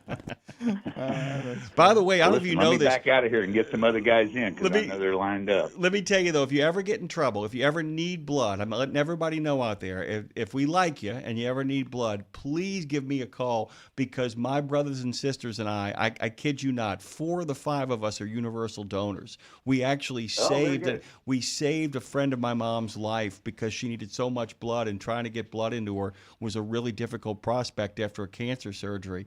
And we just walked in there every day, each of us just on a rotating schedule because we're all universal donors. So you have the offer stands for you. There it is. It just flashed in my mind a video game called Universal Donors, and you and your brothers are out there saving lives in the hardest conditions. Oh, I love that very much. Yeah. Thank you, 3.5. Love you, man. Nothing you can do about it. You betcha. See you. All right, man. Bye-bye. Rack 'em, pack 'em, stack 'em, drop 'em. Who do we got next? Caller number 5, come on down. Who is this? Hello. Hello. Well, I'll jump on the back end and see if I can get them to get back on. Who do we got? Who's the other one? Who's the other caller? Let's get the next person Let's in. switch her. Oh, well, y'all know who this is. Hello, Trucker's Voice. Hello, Trucker's Voice. Tim is in the house. Hey, man, what's going on? Tim the Two-Man Taylor here. How y'all doing today? Hey, Good, brother. How are you? Great. Dave, just want to jump on here real quick. I won't take up much time. I know there's a lot of people that want to get on and bid you farewell there. But you're not gone. You're just retiring. My wife just retired this last year, and she's enjoying it. So I hope that you enjoy it, and I hope that you live life to the fullest, Dave. Oh, thank you so much. Thank you so much. Oh, and I also want to tell Rebecca Brewster that on the YouTube chat, you said hi to her, too. So there's that. Yeah, I love Rebecca. Rebecca's actually been on the podcast several times. We Yeah. always bring her on when a new study comes out, Exactly. and we want to get the message out there. But Dave, I replayed your interview I did with you the other day. Actually, we're on Reese Across America Radio now on Tuesdays at 2:00, and that was the first one that we aired out the gate there on that platform. Yeah. So it was a great interview, and you and Jimmy Mack and Claire, y'all are such a dynamic duo. Trey, you do a great job there, and I've just enjoyed being on with you guys every morning. You help make my day go by, and and I'm looking forward to good things there, Jimmy Mack. Maybe so. I mean, well, I don't know. I mean, it's like basically, I think I might have found a niche where things might fit, and we'll be making some announcements soon. But Tim, we got a whole bunch of other phone calls, brother. Can I tell you, in so many ways, and we made a mention about Trucking Ray, we made a mention about Aubrey. We also want to say, please check out Tim's podcast. It really does continue, in a genuine sense, so much of the brotherhood and camaraderie of what the old road gang was about, and what the spirit of that about people having a good time and being friends, and not just somebody else standing up for the brokers of the world. Thank you, brother. Good talking to you. Thank you. All Great right. day. Bye-bye. Bye. Rack 'em, pack 'em, stack 'em, drop 'em. Well, you know the lovely thing about that last caller, I didn't realize who it is, but we do know who it is. Pond Skipper! Skipper of Ponds. Hello, old friend. Yeah, what's going on, man? Hey, thank you, Dave. Pond Skipper, thank you, man. Always a treat hearing you and talking to you through the years. I appreciate that. I made such good friends through the show here. And I haven't been able to meet you, but I met a lot of the other guys, which I really appreciated. And I thank you so much for helping me when I got here 20 years ago. I did 33 years in Europe, as you know, so I'm not far behind you with 53 years on the road with 20 over here. Yeah. So you were one of the first shows I sort of got latched onto over here, and you've helped me so much. So I appreciate that so much.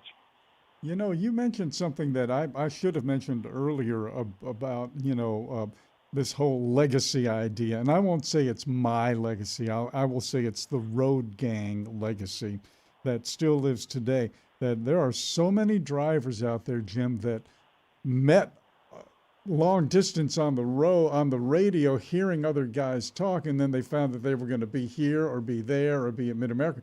and then they meet in person and become lifelong friends. I know it, and it happened on the chat. I mean, there are people on this chat here, man. Just absolutely unbelievable. See, so it's still there. The number of people who became friends because of this, it never ceases to stagger. It never ceases to stagger. How many people have become lifelong friends because of this? How many people have made trips to T.A. Petros for citizen driver dedications and all that kind of stuff? I mean, the fact is, with Pond Skipper here, Claire and I drove out to the airport and went to IHOP. Mm-hmm. He took us to IHOP. We actually had an IHOP meal, the three of us. Had the best of time. And that's where you met. That's where we met. You and Claire and I met at an IHOP. That's crazy. I don't know if you know that, by the way. Yeah. So we basically met you at an IHOP, and earlier we'd met each other at an IHOP. So, Pond Skipper, thank you so much. Thank you for being a great weekend call as well. So much of that weekend show was about camaraderie and fun, and really where my heart really lay. And I'll be honest with you, I like doing the news. I like the information. I just like having a good time with people out there who want to have a good time on the road. That's my bag. And so thank you for being a part of that as well, my friend. Yeah, I appreciate that. And yeah, it was the weekend show with Rooster and Jamie Lynn that gave me my handle. And there's so many people now call me. It's not Bryn anymore, it's Pond Skipper. So, yeah, I really, really appreciate it. So, thank you so much. I'm going to miss you, Dave. So, once again, thank you, Dave.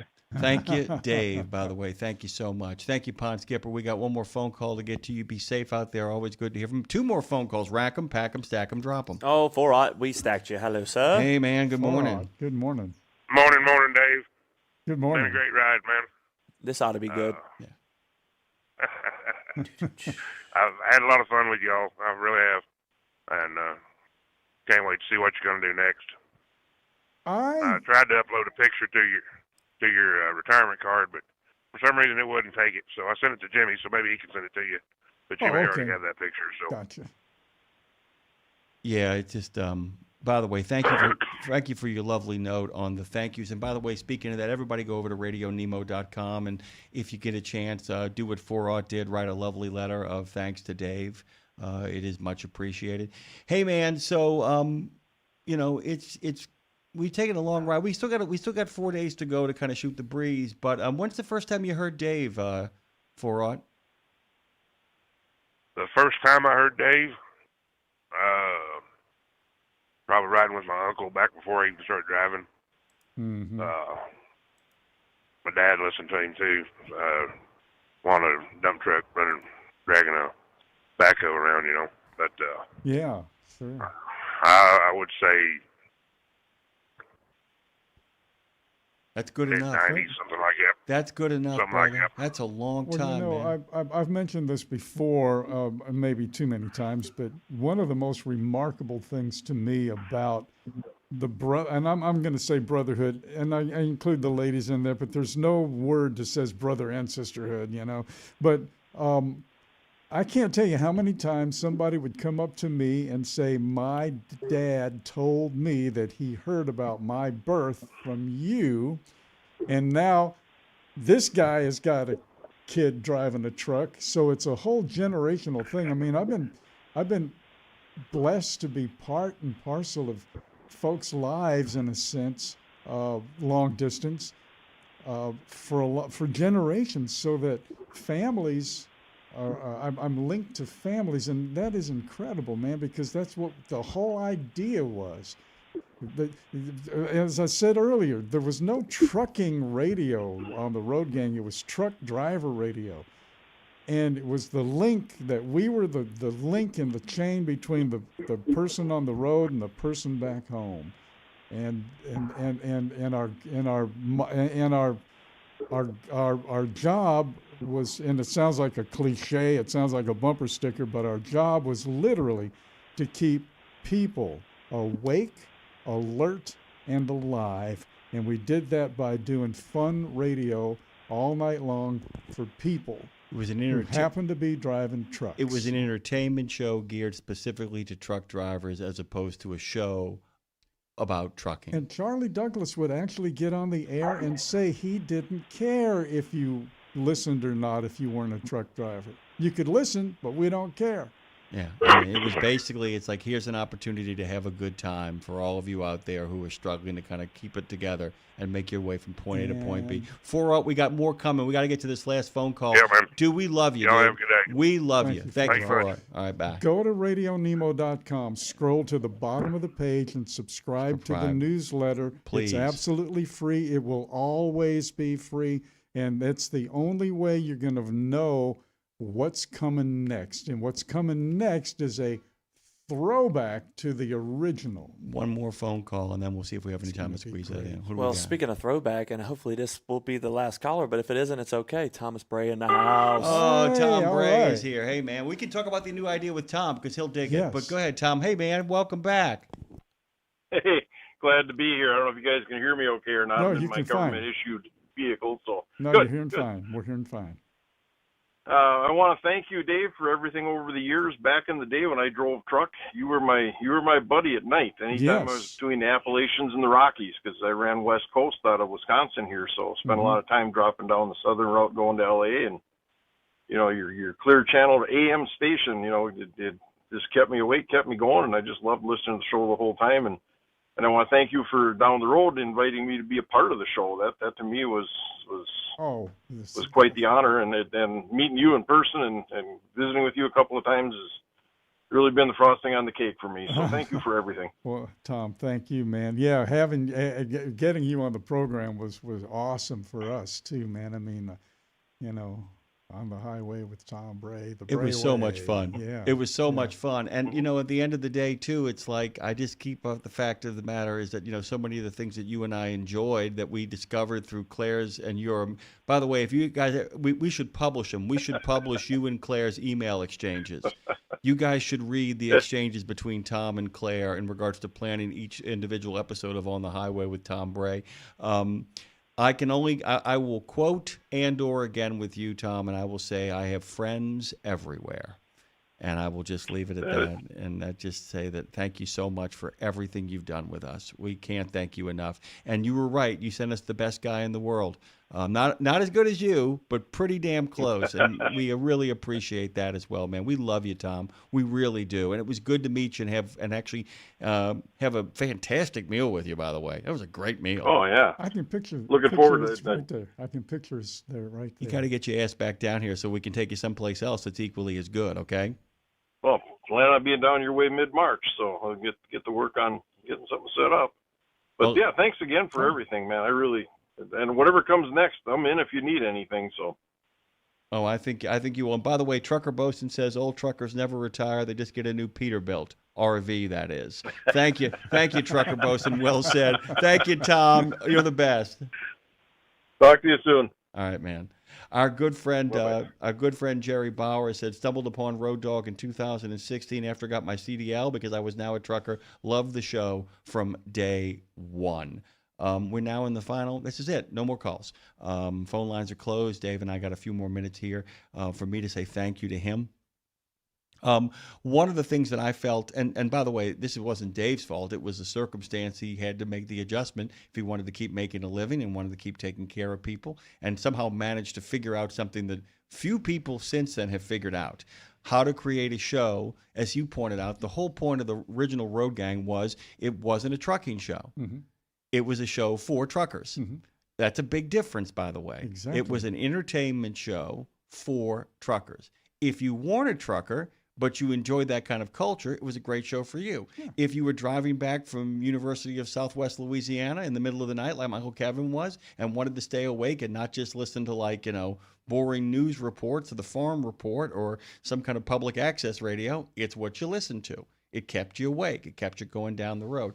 And so maybe if in fact something new shows up, it will show up in a form or fashion that is more focused on a good time rather than all the facts and information. By the way, you have outlets for that. We have thousands of outlets. We have more outlets than we need. I would make the argument that the one place that we are better, myself, whatever Lindsay chooses to do, whatever Dave chooses to do, wherever we choose to go, the one thing that I'll say it right now, Dre, kick anyone's ass up and down the planet in regards to this particular area is the ability to entertain. Mm-hmm. Mm-hmm.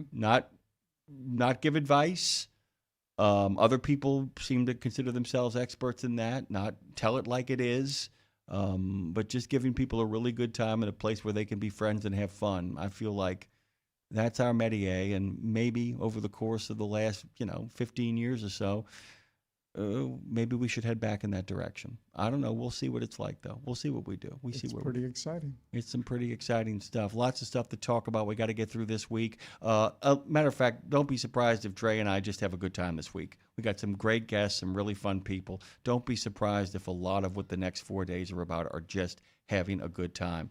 It's a crazy idea. I think we kind of lost the plot somewhere along the way. And I don't mean that I don't mean Dave, Dre, myself, Lindsay, Claire, any of us. I think somewhere along the way, the plot got lost and has become more about people obsessed with every single rate, every single freight, every single rule and regulation. And maybe, there's enough of that out there. You can find that. What you can't find is a good time. And hopefully we'll be providing that to you in whatever form or fashion we take. Dave, it has been an honor. You're a pain in the ass, and you're also one of the smartest, most decent, honorable men I've ever met in my life. And I can't thank you enough for the opportunity to do this with you and to do this on my own over the last approaching a decade. So from the bottom of my heart, thank you. Thank you very much, Dave. Thank you, Dave. Thank you, Dave. And from the bottom of my heart, for all the years that I've been working with you and how close as we have, and then it sucks that we finally get to work in person for the past, 7 months, and this is the way it ends. Yeah. But I'm very thankful that I got to do it to the Last Dog Dies with you. Thank you for everything and all the wisdom you have given me, honestly. Wow, I wish I deserved a tenth. You do, dude. You do. And by the way, I can say this in front of you guys. I want to say I was right about being in person. I've never gotten any pushback from Dre on that. So I'm not like calling Dre out. Dre was in total agreement. Working with you guys in person, doing this in real time is so much more fun than being on a camera. Yeah, 100%. Oh my God. I mean, I don't know how Lindsay did it. I really don't. I completely understand the frustrations that she would sometimes feel like not being always as much a part of this as she wanted to be. I totally get it. I mean, I don't kind of get it. I completely get it. The idea that having you here and having Dave here and being able to kind of, joke around, the time just flew by. Yeah. Every show we did, I don't ever remember a show. I mean, there've been some times I've been tired here and we haven't been well and aches and pains and missing teeth. Man, too soon.